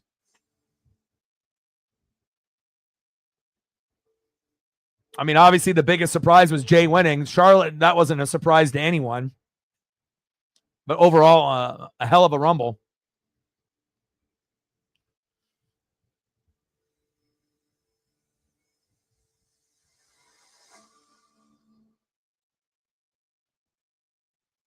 And then showing Seth and Roman.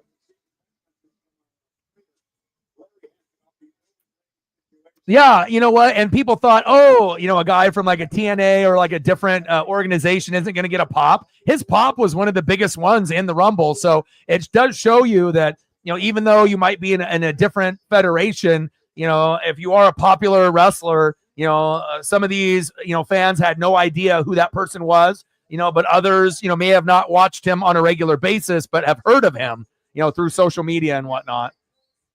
CM Punk. Kathy Kelly on the mic. I was about to say the same thing. Yeah, I agree. Especially doing that against Roman. Heel Seth is always the best Seth, though. Sami Zayn and CM Punk later tonight should be good. Yeah, my course of action now is to take on Sami in a qualifying match. Apologies in advance, Sami Zayn fans. It ain't gonna be Sami going to Toronto in the Elimination Chamber. It's gonna be your boy CM Punk. And I appreciate all the support you've been able to show, during the PLEs and the shows that we've done. You're always supporting whenever you can, and I appreciate that very much. Shout out to Reefer. Yeah. When is his contract up with TNA? Oh, yeah, you know it. You know that shit was personal, for sure.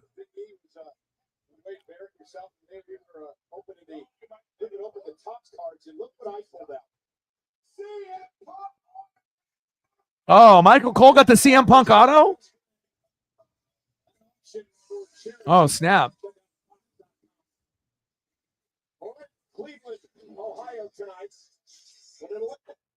Uh-oh, Netflix camera work. It's glitching. We didn't have problems the first couple weeks. Get your camera work on point.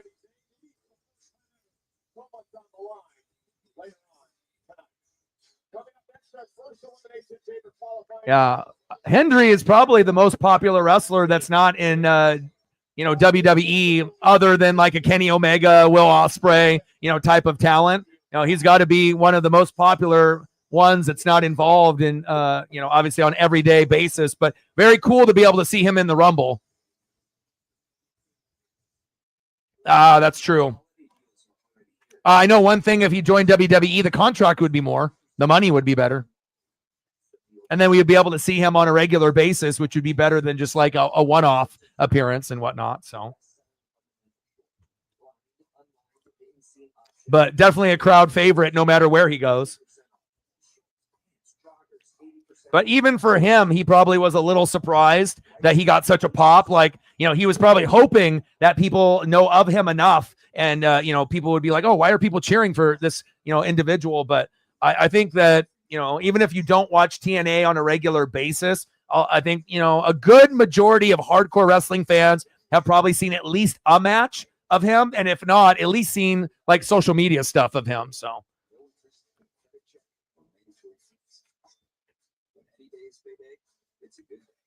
I got about 33 minutes until the Blazers come on here against the Suns. Blazers 6-1 in their last 7. So I'm going to turn that on for the last half hour of Raw. Then I'll end up going for a long walk with Paisley Pup.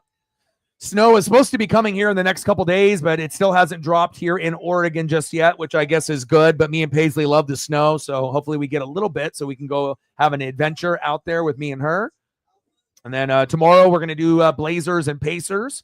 Then on Wednesday, Thursday, we'll see what we decide to do there. And then Friday will be the Super Bowl preview and prediction show. And then once we get into Saturday, I'll see what event that we have on tap. And then Sunday, the Super Bowl. So definitely very, very excited for the rest of this week. And then obviously once we get the Super Bowl over with, then the following Sunday, we're going to have the Daytona 500. So I'm super excited.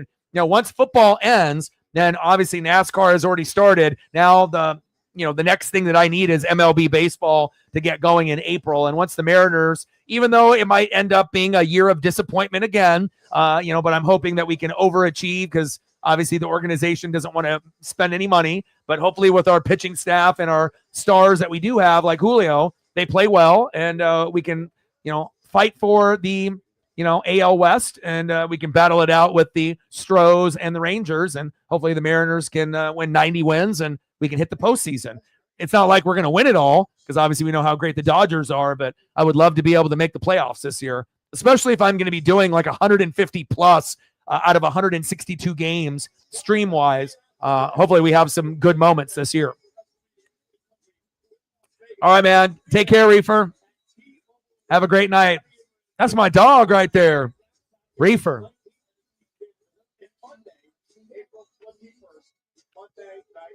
Ticket pre-sale begins next Wednesday, February 12th at 1 p.m. In the East, 10 a.m. West Coast, tickets go on sale next Friday, February 14th, Valentine's Day. 1 p.m. East, 10 a.m. on West Coast via access.com. We're at Salmon Night Pass. Pretty cool place for WWE events over the years. Right? Where's the Miz? Miz is from Cleveland. Where the Miz at? Shit, I'd rather see Miz than Logan Paul.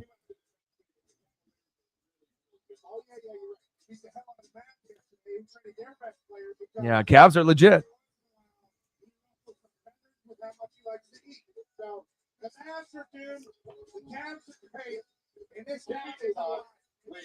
Yeah, well, the only team that that actually is worth a damn is the Cavs.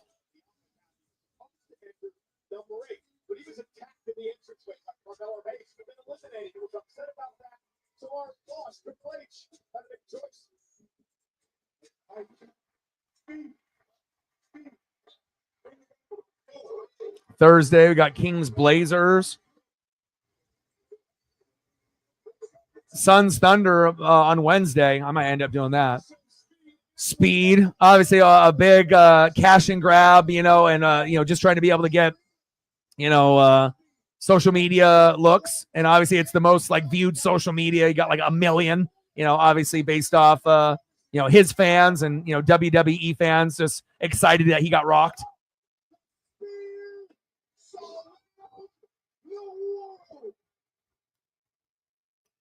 Kai Cenat was like, I ain't that dumb. I ain't going in the ring. He's like, I'll just be able to be ringside. I'll let Speed be the idiot. Braun Breaker fucking put him in 2. That was a very, very hard spear.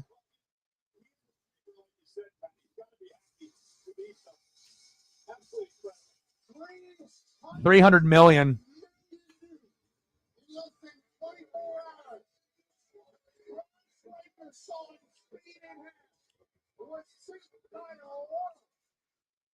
Yeah, I did the Wemby game against Giannis and Dame, and that was one of the best performances out of Wemby. As far as a highlight package, I was super impressed. I've already seen him play a bunch already. Even when he was on the France national team and back over in that time period. But Wemby is even if you're not a Spurs fan, and even if the NBA is definitely hit or miss, it's one of the players that is actually fun to watch. Even though there's not very many teams that, I can sit and actually enjoy besides the Blazers, but I can enjoy Wemby.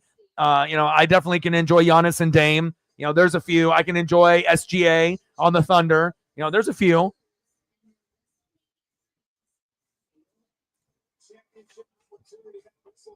I mean, Spurs already beat the brakes off of, Dame and Giannis, and again, Harrison Barnes, CP3. I mean, they already have a pretty, they're young like the Blazers on some of their pieces and old with some of the others, but, we'll see if that'll give them the spark to kind of go up in the standings, and it wouldn't shock me if the Blazers and the Spurs get a little bit better as the season goes on.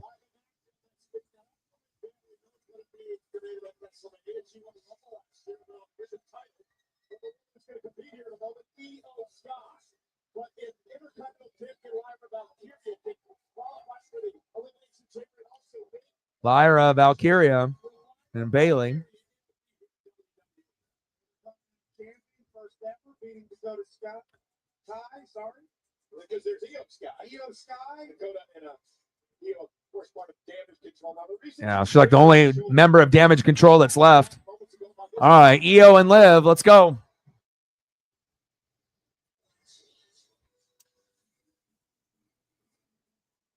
And I'm still going to showcase Liv on the thumbs. Like this, the way that this one turned out with Jay, Charlotte, and Liv, compared to our previous one was Seth, Roman, and Liv. But Liv doesn't have the belt anymore, so I had to upgrade.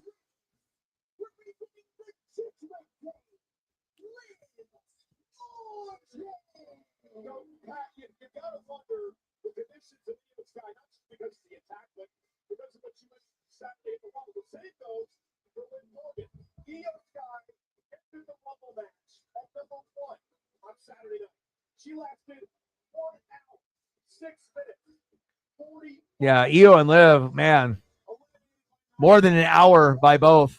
Great performance by both ladies. Yeah. I mean, both individuals took advantage of the opportunity. I mean, if WWE knows how many followers they have, and if they can kind of cross promote and work together and, you know, try to make it a spectacle, you know, again, Kai Cenat and IShowSpeed definitely took advantage of their moments. Now we got Io and Liv. This should be a decent match. And then a main event will be CM Punk and Sami Zayn, I assume. But this one should be pretty good. This will probably be the second best match of the night, I would assume. Little contrasting styles. You know, Io a little bit more high risk and high flying, and Liv a little bit more groundwork. But again, a decent pairing. And again, Liv has come a long ways in her wrestling ability in the last couple years. Io has always been solid.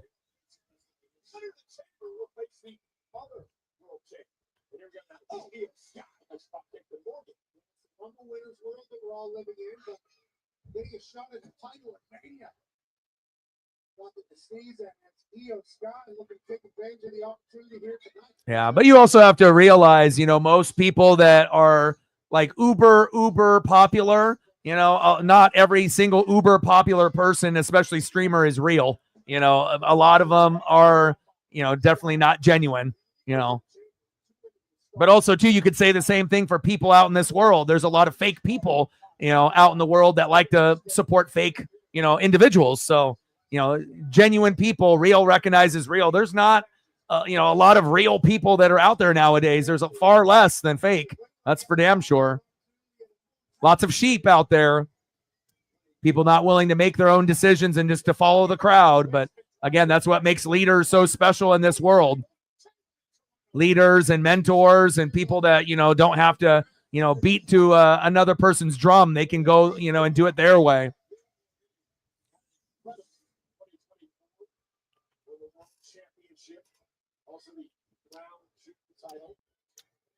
Plus, Speed already knew by being, you know, in the Rumble and even any pop that he was going to take that was going to be huge, you know, not only for WWE, but for him, you know, even though he already has an abundance of fans. So, and people that watch him and follow him. Same thing with Kai. All right, Io.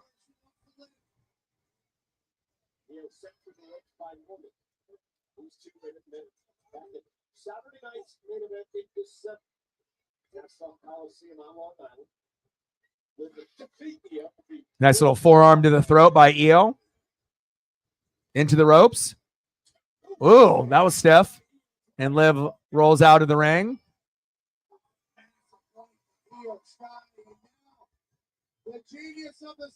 Oh! Suicide cross body by Io. I love it. And it's nice that we're not in the Vince McMahon era, because definitely, you know, he had a type of wrestler for men and women that he would really only promote. You know, didn't like factions, liked, you know, bigs as far as like the men. And you didn't really see a lot of women or men of color really get a lot of pushes compared to others. And so it's nice to be able to see the diversity, whether you're, Black or Asian or Mexican or another descent, that you can, get a little bit of a run and get a little bit of pub and love. It definitely was very one-sided in the Vince era. And in this era, it feels like anyone can make a name for themselves, which is pretty cool.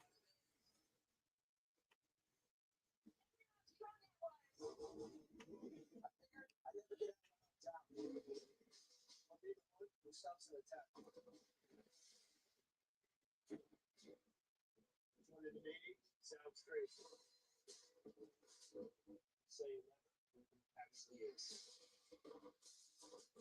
This is Eric.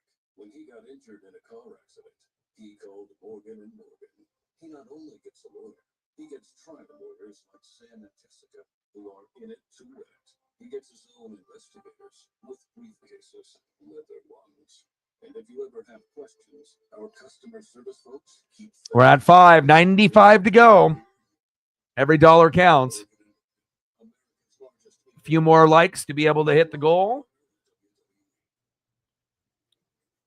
And obviously, I could have did, the Blazer game today and tomorrow. But, I mean, if they're on at the same time and it's kind of late, I figured, I want to make sure we continue to do Raw. And, again, I know some people, they're going to be about it. And others, they may be watching something else or doing something else. But, if we have Raw on Netflix for the first time, I want to make sure that we're grinding it out, especially if we don't have Monday Night Football anymore, and that'll give us at least, something different, than just basketball or hockey, or obviously we have the NFL coming up, but it's coming to an end. But I want to have some diversity, a little bit of NASCAR, a little NBA, a little NHL, possibly a little college hoops, a little WWE. It's nice to be able to have a kind of a wide variety instead of just one thing.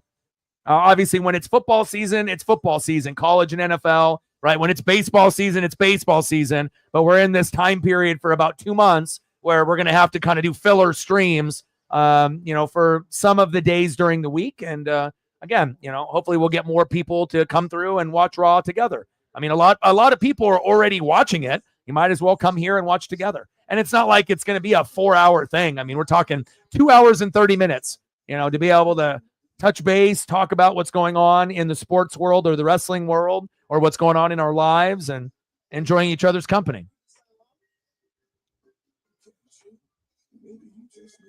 It's been a long season, but again, once the season ends, then we can, look forward into next year for the Ducks and the Broncos for you, Matt, and then the Ducks and the Bucks for myself. But, definitely looking forward to the Dante to Dante connection next year. And, Chip Kelly is not with the Buckeyes anymore. And, not to say that, Ohio State won't be one of the best teams next year. They will. But I'm looking for the challenge. And, again, we'll see what happens next year. And hopefully we can go a little bit further than we did this year. And then eventually we can get to the Natty and win it all. And I'm still very confident that we can do that. As long as Dan Lanning stays, it's just a matter of time.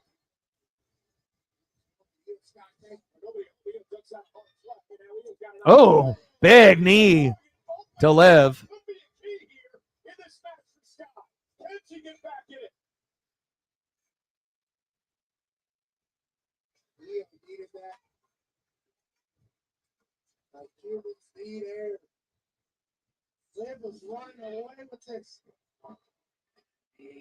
I don't know if that's all hair extensions or not, but Liv has got some nice, pretty long hair.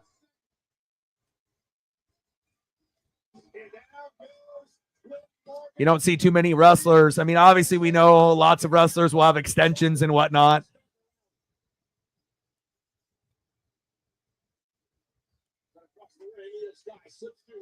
Io with the little counter.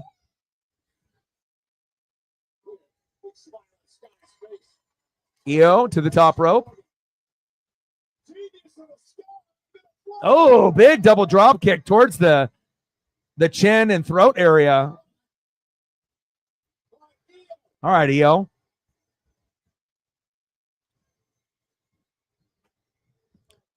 Did you end up watching the Senior Bowl, Matt, at all when it was on NFL Network?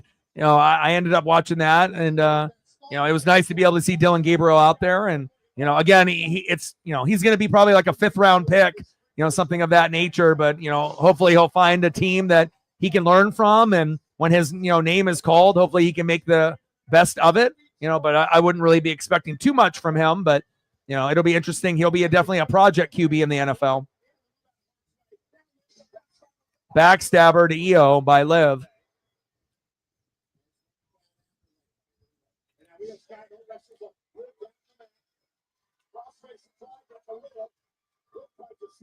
Yeah, but we need better players on offense if we're going to ever, go, the distance.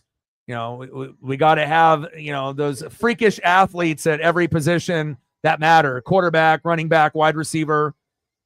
And hopefully one day we can get an elite tight end. Raquel Rodriguez with the distraction.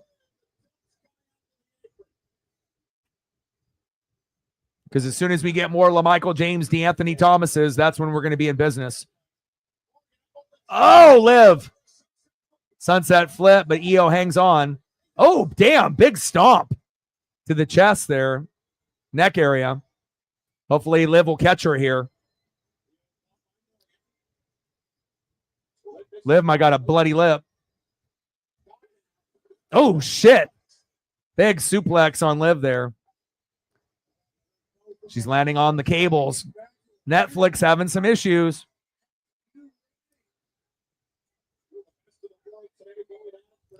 No. Well, you can't have everything go your way, man. Life isn't fair. It's not like you're going to have the Ducks and the Broncos winning every year. Again, you're young. Imagine being, twice your age and seeing a lot more than what you've seen,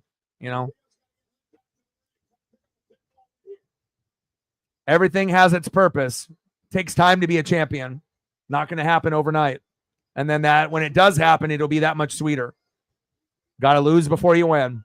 You got to crawl before you walk. EO at the top. Ooh, code breaker with the counter. 2. That's a damn lie. You don't mind Ducks and Broncos losing? Come on, bro. That's a damn lie. You have like a mental breakdown when they fucking lose. Don't lie to yourself. You'll handle losses better as you get older when you mature. Usually when people go from their 20s to their 30s, that's typically when it'll happen. And then from your 30s to your 40s.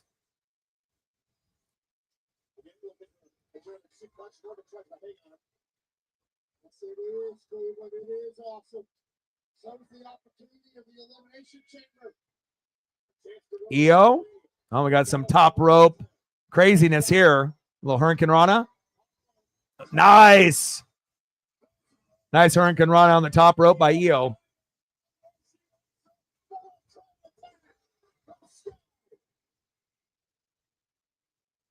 That's it, says EO Scott.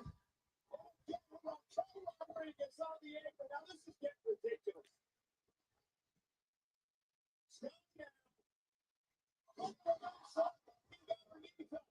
Big counter there by Liv.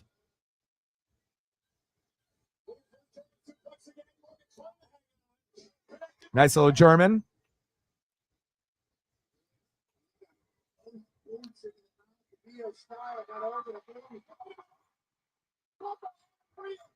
Oh, there we go. Ripley from behind.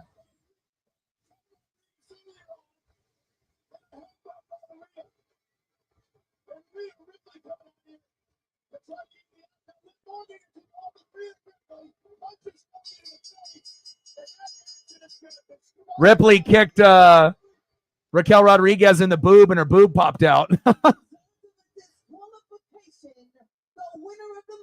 You got to be careful when you're hitting someone with a little crop top like that. And they have Liv win based off Ripley running in. She was hell bent on kicking her in the boob, and then the boob popped out. Got to be careful. Camera panned away real quick.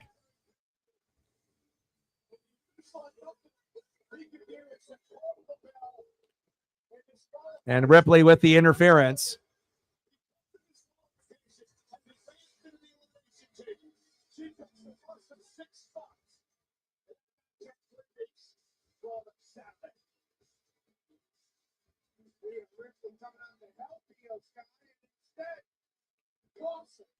Looks like we got about 45 minutes left in the show.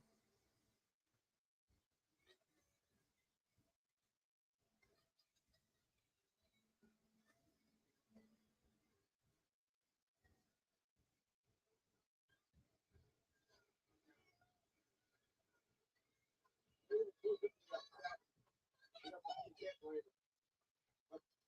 don't qualify for the championship. It takes away the chance of WrestleMania or that. The real. So more qualifying matches next week. Oh, Bailey and Lyra, Valkyria.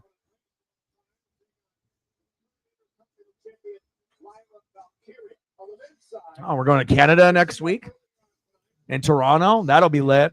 Toronto crowds are always good for WWE. And then we got Rey Mysterio and Logan Paul. That will be good.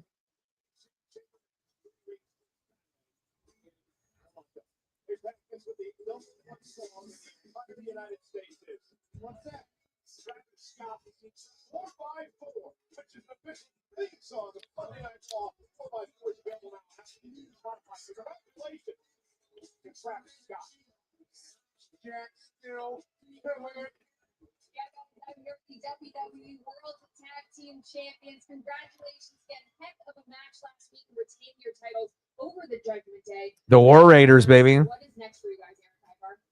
Well, Kathy, I never thought I'd say that. Eric and Ivar are dope. Last week, JD and Dunn gained the level of respect For big boys, and like they're so athletic, you know. And again, I don't think a lot of fans really appreciate, you know, what they do week in and week out and whatnot. But it's cool that at least they gave them the gold instead of just being like, you know, mid card hell and never being able to have gold ever.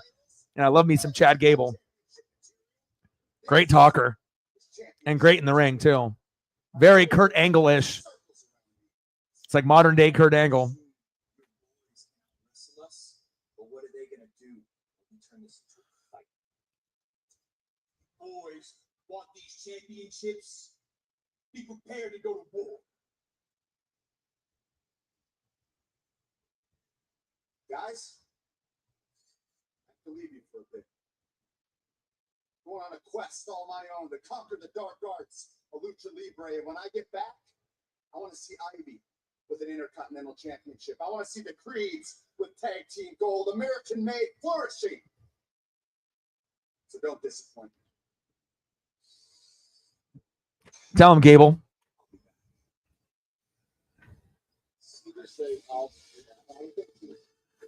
Yeah, his mic skills, you know, went from like being pretty good, like at a 7, and now it's like fucking an 11. His mic skills are phenomenal. And it's just so smooth. It's not forced, you know. He just has that swagger and aura. And again, you know, it's just like streamers and whatnot. You know, not everyone is smooth on the microphone. You know, you get all these former athletes thinking they can do it like professional streamers, and it's just not the case, you know. Some people have that aura and that swagger and that confidence. Uh-oh. It's my boy, Seth fucking Rollins. Let's go.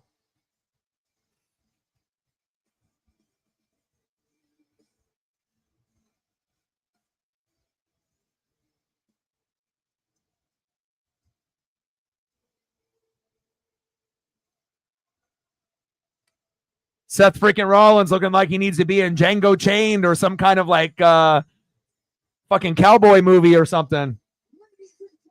Looks like a character of Westworld. I love it, man. You just never know what kind of outfits that him and Becky are going to be wearing. When we get Becky to come back, it'll be great too. Oh, here we go. Drone cam. Oh, go back to that.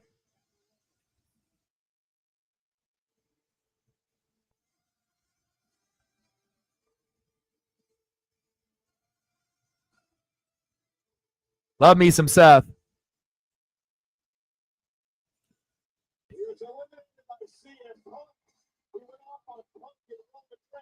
He's got Morpheus vibes with the cowboy hat. All right, Seth. So what we're gonna go what, Seth and Roman, or Seth Roman and CM Punk, unless they have a one-on-one for CM Punk and whatnot. So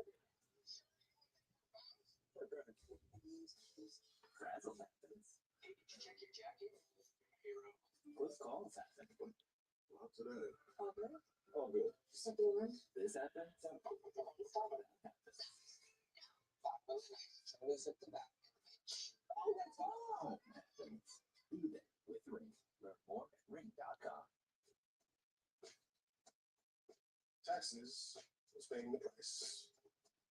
Every single Now taxes, it's TurboTax. Even relaxed tax base price. Switch to a TurboTax. Now, we'll beat your last tax bill's price and get you the most money back, guaranteed. Now, this is taxes. Intuit TurboTax. I cannot believe these shorts with Athletics are 80% off. Look at the shorts I used to wear to the gym. Look at the Athletics one short. So much better. These shorts do it all. They come with a towel loop, zipper pockets to store your keys or your AirPods, a liner pocket for your phone.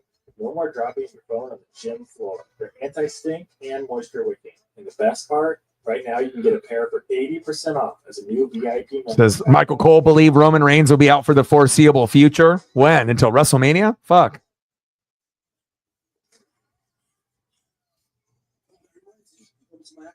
Wouldn't miss it. Want me to bring lines? So helpful, Steven. I've been trying to do margarita recipe. Rocks twist. Hey, can I go? Since you need right. Really wants my spam. Great cocktail. Perfect. It's illegal. I'm going to tell you something. Please stop. As an edge. When it comes to your business, off is not an option. Off means time and money lost.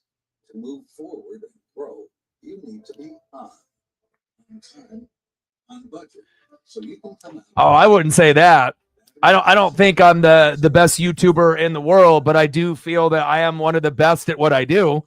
But I do appreciate the compliment. There's a lot of people that will do different streams for baseball, basketball, football, hockey, wrestling, boxing, UFC, whatever it may be. But I feel I give the most diversity, to be able to do as many things more than anybody else and actually know what I'm doing. That takes a lot of effort and grind to be able to read and watch film. But again, I feel very comfortable on where I am. And, it's like Kobe Bryant said, if you're nervous, that means that you haven't put enough work. And I don't ever feel nervous, when I stream and whatnot, because I put in so much time and effort and energy into my craft. And I do appreciate the compliment.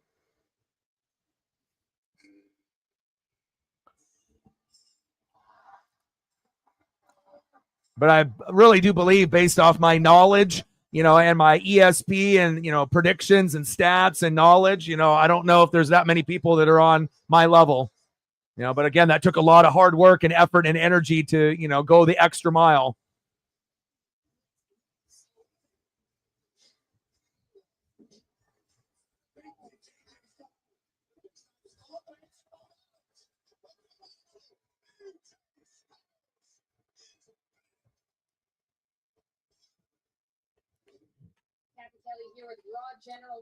Well, at Royal Rumble, Seth stomped him a couple times, so obviously they're going to write the storyline that he'll be out for the foreseeable future. But we will get Roman at WrestleMania, though. But we might not see him on Raw or SmackDown for a while.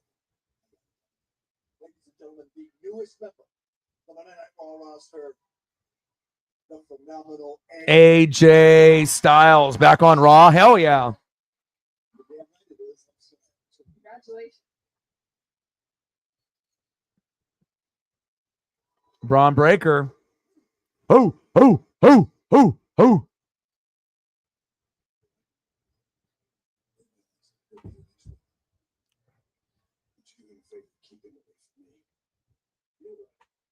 Better yet, let's talk about me. What's next for the Intercontinental Champion? Because lately it doesn't seem like that matters too much to you. So, I respect you and that championship. Okay. Can we, I don't know, go talk business somewhere? Please.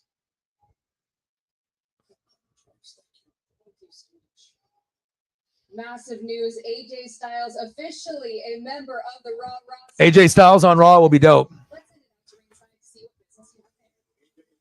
And we got Seth Rollins still in the ring. He'll speak his little piece. And then obviously we still have the main event with Sami Zayn and CM Punk to close out the show. So definitely looking forward to that.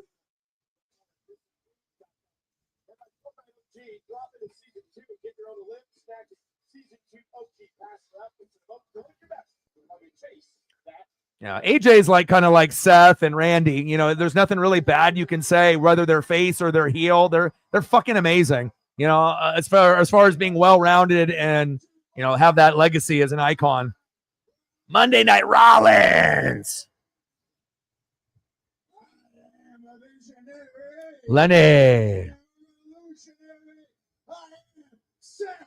Fucking Rollins. Glad to have you back, Lenny. You haven't missed CM Punk and Sami Zayn. We're going to get Seth talking on the mic here for 5 or 10. And then I don't know if we're going to have another match prior to that, but I assume it's going to be Seth. And then we're going to get Sami and CM Punk at some point here. Won the Royal Rumble. Punched his ticket to WrestleMania. Stings a little bit, but I got to tell you what, man, I am happy for Jey Uso. I am proud of Jey Uso.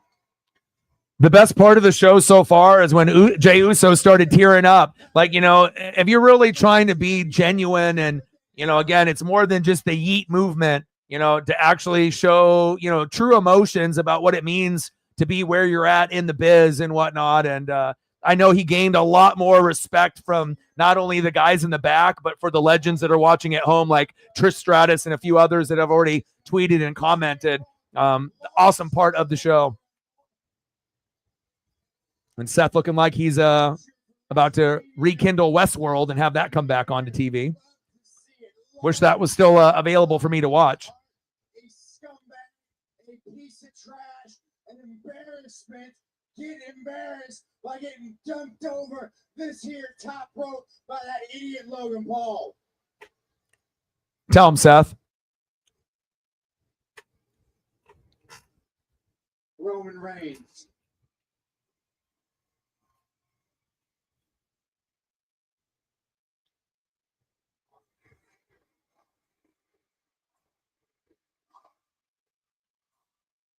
You guys really ain't gonna like this. Then OTC lost the Royal Rumble.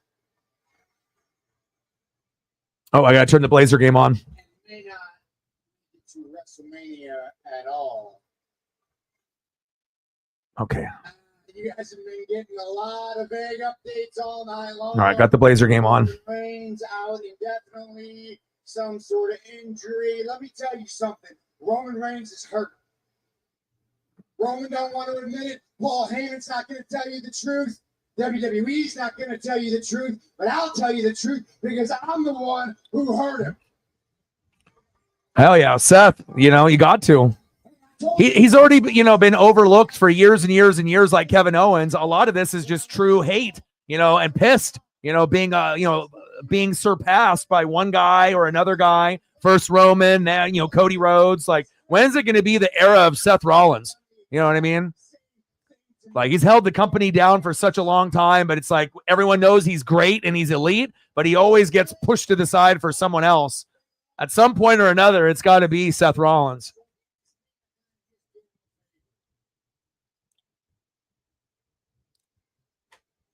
Now we saved the best for last. Seth freaking Rollins.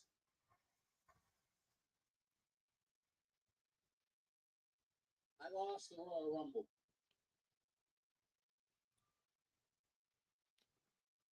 It will be interesting to see who we get in the Elimination Chamber, too, even though we know Cena more than likely is going to win that. Happy 21st birthday to Scoot Henderson. My guy, Scoot. Many different paths to WrestleMania, and mine goes to Elimination Chamber. Now I've got a qualifying match in a couple weeks against my old rival, Finn Balor, and I plan on taking care of that business. But there is somebody else here tonight who's going to compete in a qualifying match that needs to take care of his business, and that man is Sami Zayn. Let's go, Sammy. I know, Sammy, you got a match coming up here real soon, but if you could come out here just a few minutes early, let me bend your ear. I got some things I need to tell you about. Sami Zayn, come on down. Okay. All right, Sammy coming out. Love me some Sami Zayn.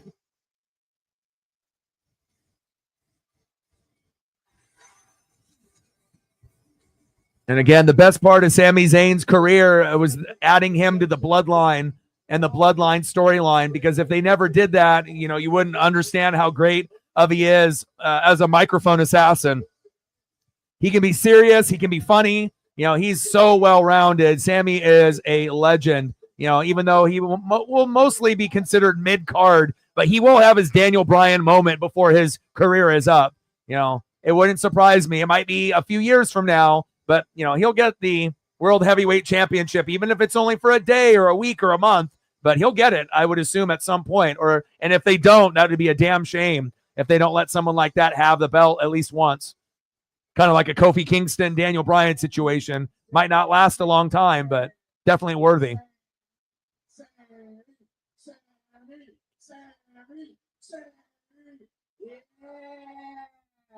You're my guy, man. You're my guy. We go back a long way. A long way. So I know you're going to be at your best tonight. You always are when you get inside this ring. But look, it's been a tough month for you. Been a tough couple of months between you and I. We haven't seen eye to eye. But the past is the past. The future is in front of us. The future could be the Elimination Chamber, could be WrestleMania, but your immediate future is CM Punk.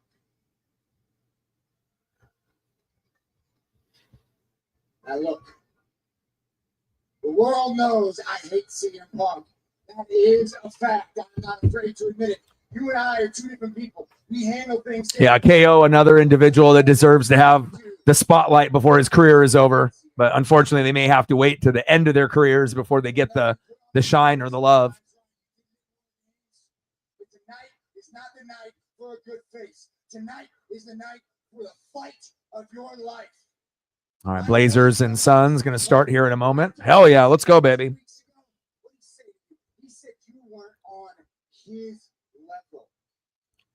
He said that to your face. This delusional narcissist, honestly, to your face, that you weren't on his level. Man, you are Sami Zayn. You are a WrestleMania main eventer. You are a good person. That is something CM Punk will never be. So he's right. You aren't on his level. You are levels above CM Punk. So tonight is your night. I need the absolute best out of Sami Zayn to keep CM Punk out of that Elimination Chamber, because people like you deserve to be in that chamber. People like CM Punk who don't care about this place, who don't care about these people, who don't care about this company, they don't even deserve to be in the ring with you. So tonight, Sami, it's your night. Put his WrestleMania dream in the dirt for good. Come fight me in that chamber, baby. Let's go! Let's go! Let's go!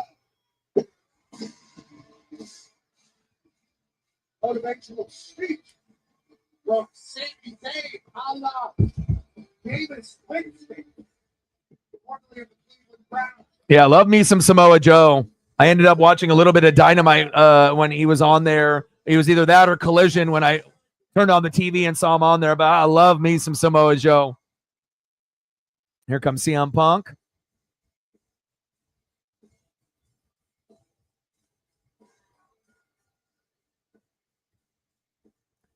And he might have lost a little bit of a step in the ring, but he can still shit talk with the best of them.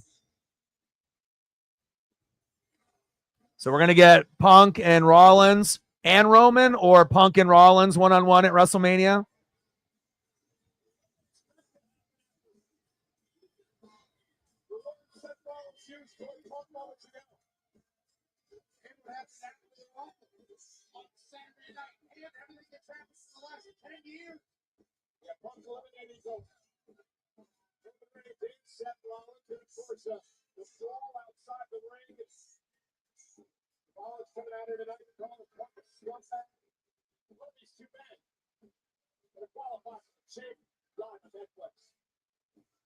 Man, Thunder beating the shit out of the Bucks.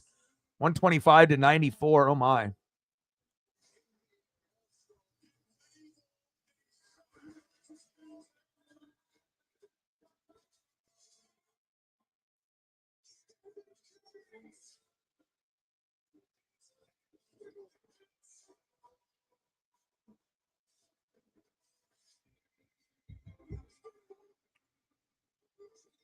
Oh, yeah. And hopefully we can get a nice, last match to kind of cap off this Monday Night Raw after the Royal Rumble. And then we'll be doing NBA tomorrow, Blazers and Pacers at 7. So come hang out for a couple hours if you got the time, and we'll see if there's any other news that drops in the NFL or anything else. Obviously, that'll be newsworthy. And then Wednesday and Thursday, I'll take a look to see, what I decide to do on those particular days. And then Friday, more than likely, will be the Super Bowl preview and prediction video. Maybe Friday and Saturday, we'll probably go over Super Bowl. And then Sunday will be Super Bowl Sunday. So. We give you $1 for $20 a month when we bring your own phone. That's 50% off the base 5G limit plan. Not bad. We lock your price for 5 years. Stay home. So back those guys, right? We've got you covered. Get the facts. Then switch to Total Wireless.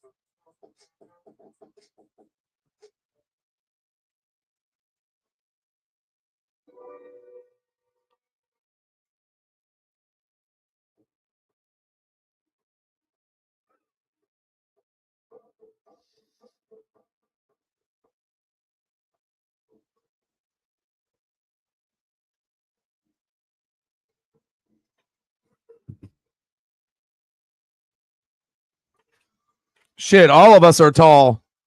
Not tall, like 7 foot tall, but yeah, I'm about 6'1", so but again, I've lost a shitload of weight after exercising as much as I am, but I'm like 185 and whatnot, but I was 6 and like 270, so I definitely have worked really hard to get to this point. So we got a tall group. Switch the rainbow. Taste the rainbow.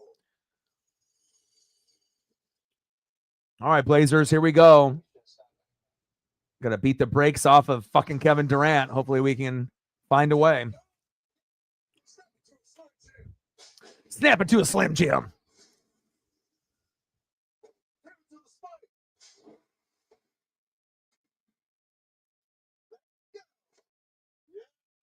Yeah. Kansas beating the brakes out of Iowa State 35-19. That'd be a big upset for KU. Natman in the building. What's good? Good to see you back from the NASCAR stream and whatnot. We'll do a little bit of everything. A little bit of wrestling, a little bit of NBA, a little bit of MLB, a little bit of NHL. There really isn't anything that we don't tap into at some point or another. Hope you're having a good day.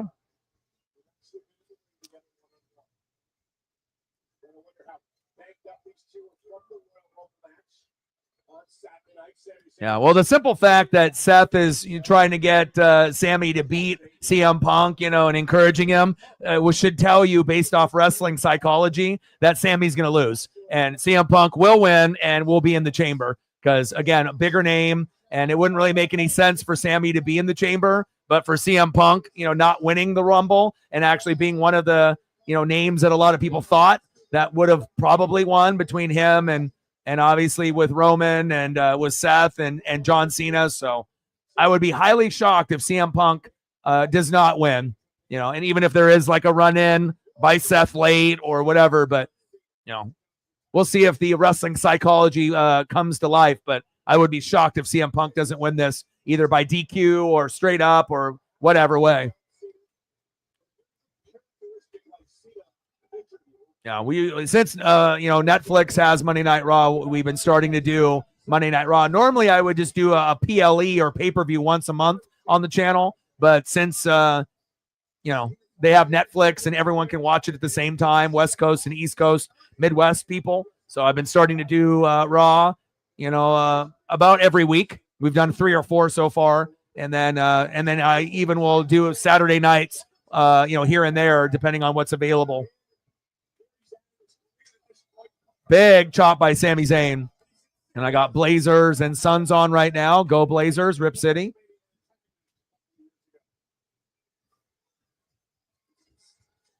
If you haven't smashed that like button yet, please do. Every stat matters. depending on whatever stream that you end up putting together.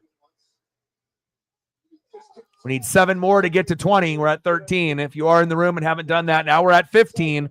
5 more to go to hit 20. But we are on the main event here. So after this match is up, this will be the end of the show. And it's Scoot Henderson's birthday today for the Blazers, so I'm hoping that he'll have a great performance. He's at the top of the key here, and hopefully we can beat Kevin Durant and the Suns. I know it'll be tough, but hopefully we can do it. Oh, there we go. Jeremy Grant from deep 3-0 Blazers. Big chop by CM Punk to Sami Zayn. Take care, brother. Talk soon.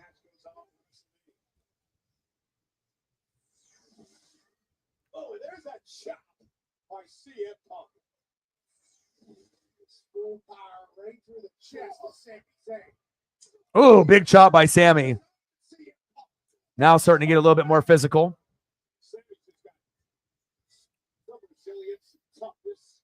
CM Punk. Sammy with the springboard. Big clothesline to CM Punk.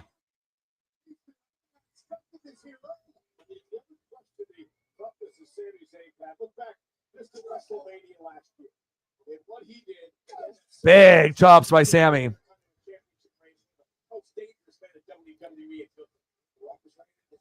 Kamara for 3. 6-2 Blazers. Let's go, baby. Oh, steal by Denny. 8-2 Blazers. Fuck yeah, let's go, baby. Blazers have really turned the corner. 6-1 out of their last 7, and we're trying to go 7-1. Hell, if the Blazers keep playing like this, they might be able to get an 8 spot in the playoffs. I mean, right now we're sitting like in 12th, so obviously we're not like 12th or 13th. So obviously 15 teams in the West, 15 in the East. So we're definitely a bottom 5 team in the NBA, but we're incredibly young. But we are starting to kind of put it together. 10-2 Blazers. Let's go.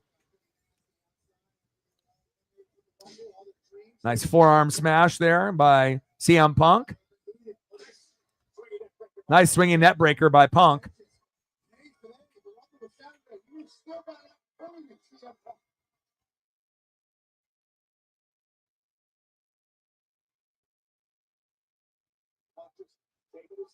Hell yeah.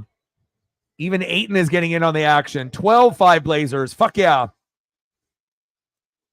CM Punk at the top rope, getting chants from the crowd. Sami Zayn laying lifeless. Punk. Oh, Sammy with the counter.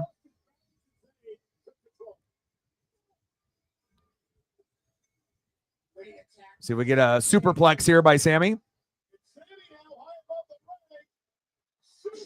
Big superplex.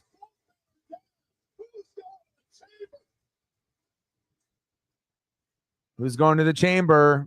Punk or Sammy? Great start for the Blazers, man. 14-5 already?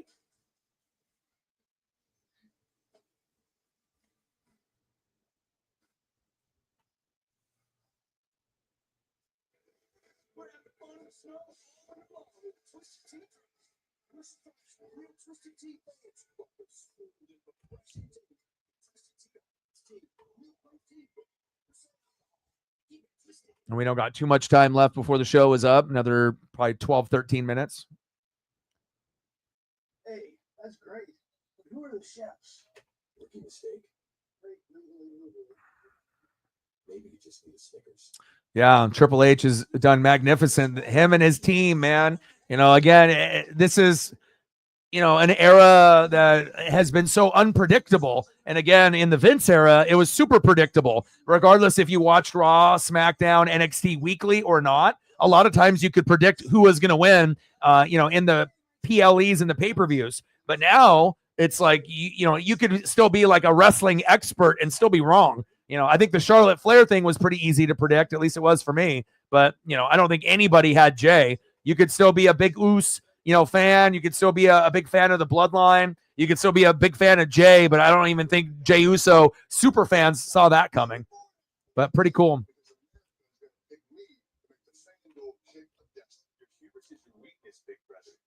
The best man in Kick this in 3. Make the free kick to complete or share $10 million in bonus bets. And you can spend $5 get $200 in bonus bets.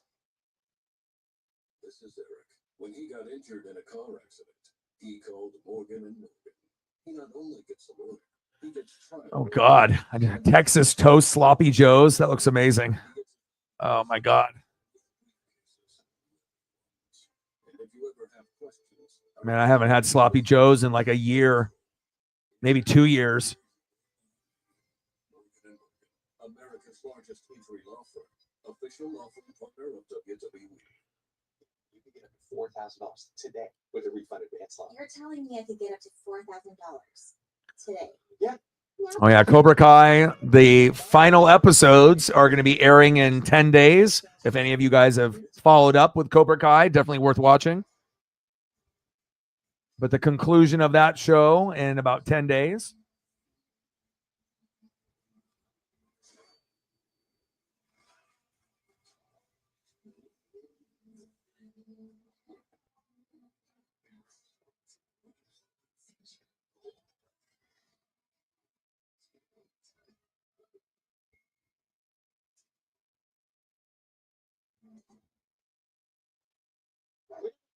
Tonight is hosted Monday Night Raw live on Netflix over 13,000 strong. Sami Zayn Yeah, that definitely was a sweet clip. qualifying for the Elimination Chamber match 3 weeks from Saturday in Toronto. Cleveland is Yeah, but even him just shedding the tear and, you know, talking to the audience in a real genuine way. You know, again, people can say he's over with the whole Yeet movement and whatnot, but, you know, the guy is super genuine. You know, and again, it's not something where you normally see a tag team wrestler hit this kind of pinnacle, regardless if it's IC, you know, heavyweight belt or world heavyweight champion belt. You know, it's like it's something that we've never seen before. Pretty cool. ranking on it by CM Punk, but a quickly cheeky move by Punk, just pinning his shoulder to the mat. Jack rolling over. Hell yeah, Blazers up 17-5 at home over the Suns and KD. And Sammy and CM Punk going at it here still. Hell yeah, Denny, super underrated, almost at double digits already. Opportunity of a lifetime. To continue on the road to WrestleMania. Up for the days. It could well be again. And Punk went through a war on Saturday Night Raw match. CM Punk picking up Sami Zayn. Punk with the counter. Sammy with the counter. Punk with a counter. Oh, kicked him square in the head. Netflix has had some issues with their camera here tonight. It's like they've gone a whole month of being on Netflix, and this is the first time we've had issues. Thunderbomb. 2. Yeah, Jacob Fatu is dope. The most athletic bloodline member. Period.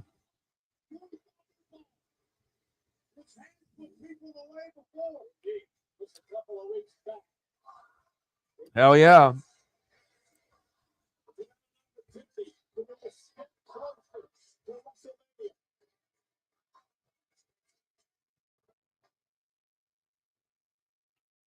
Yeah, Blue Thunderbomb is dope. That's a great move. He continues to work on the injured arm of Zayn. Brilliant stuff on CM Punk. 1910 Blazers. Great start here on Scoot Henderson's birthday. CM Punk, shoulder first. Come on, Netflix, fix your shit.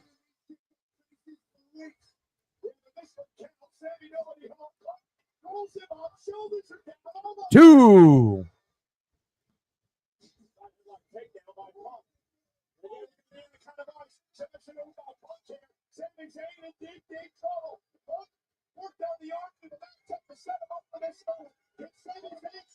I mean, at least it's not like off air for like a minute or whatever, and it's just like black screen. It's only like kind of flicking on and off here and there, but still a few issues with that.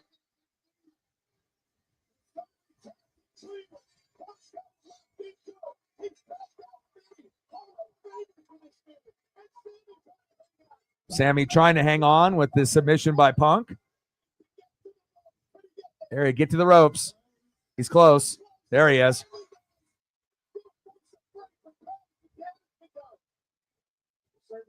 attachment, but somehow Sammy able to break it. And now maybe it's Punk second guessing himself. But he couldn't put Zayn away there. Again, man, you just can't mention the heart of Sami Zayn. Reason he's been called the underdog in the underground for his entire career. That's what it's about, ladies and gentlemen. Moving the chamber, moving step closer to WrestleMania in Las Vegas. Another high knee from CM Punk and another glitch by Netflix. It's about 5 now. Another high knee.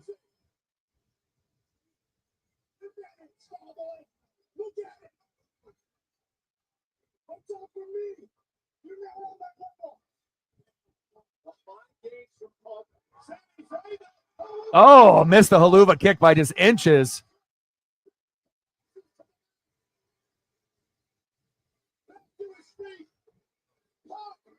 Uh-oh, is it over, GTS? No, countered. Oh, 2.5 with that small package by Sammy.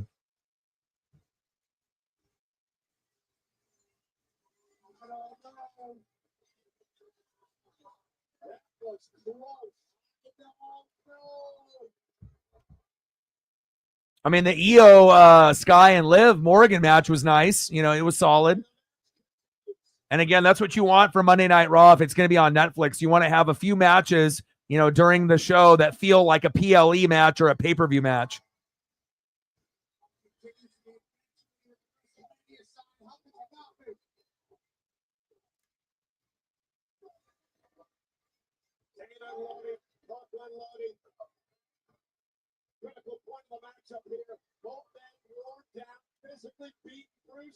Uh-oh. Punk.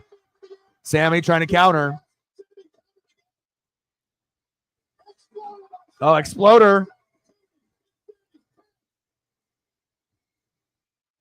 It's going for the haluva.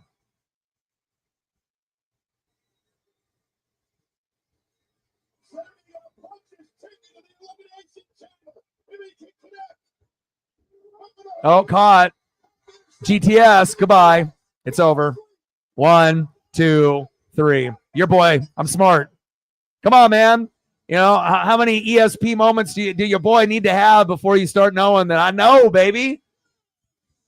It's psychology in wrestling. Seth coming out there and saying, hey, Sammy, you're going to win. You're going to win. That means that he's going to lose. That's how it goes every single time. Glitching. Netflix, glitching. Your boy knows. Sometimes you just got to pay attention to the words that are being spoken, and you know the results are laid out in front of you.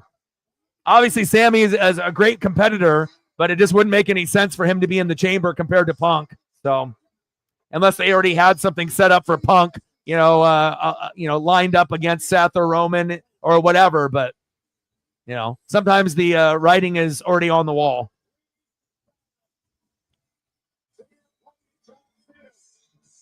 But again, you know, I would assume that John Cena will win the chamber, so that way he can go against Cody at Mania. So whether that's fair or not, you know, even though he is a legend and an OG, I know some people might have an issue with that, kind of handing Cena this opportunity in his last year as like a kind of a part-time wrestler, you know, and whatnot. But again, others are okay with it. And Cody doesn't have an opponent yet. So, you know, kind of makes sense. Cena wins, doesn't win the Rumble, wins Elimination Chamber, goes against Cody. Jay picks Gunther, and that's where we're at. And Netflix is glitching like a motherfucker.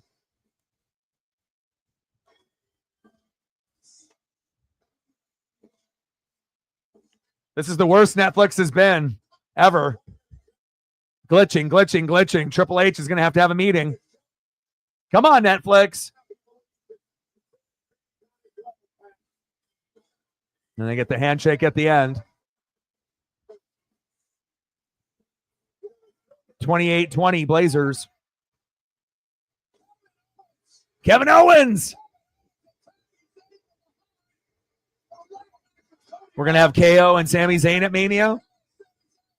Two guys that don't have belts that are just going to go at each other just based off being familiar with each other. Oh, shit. Big. Big maneuver. I can't believe Kevin is out there.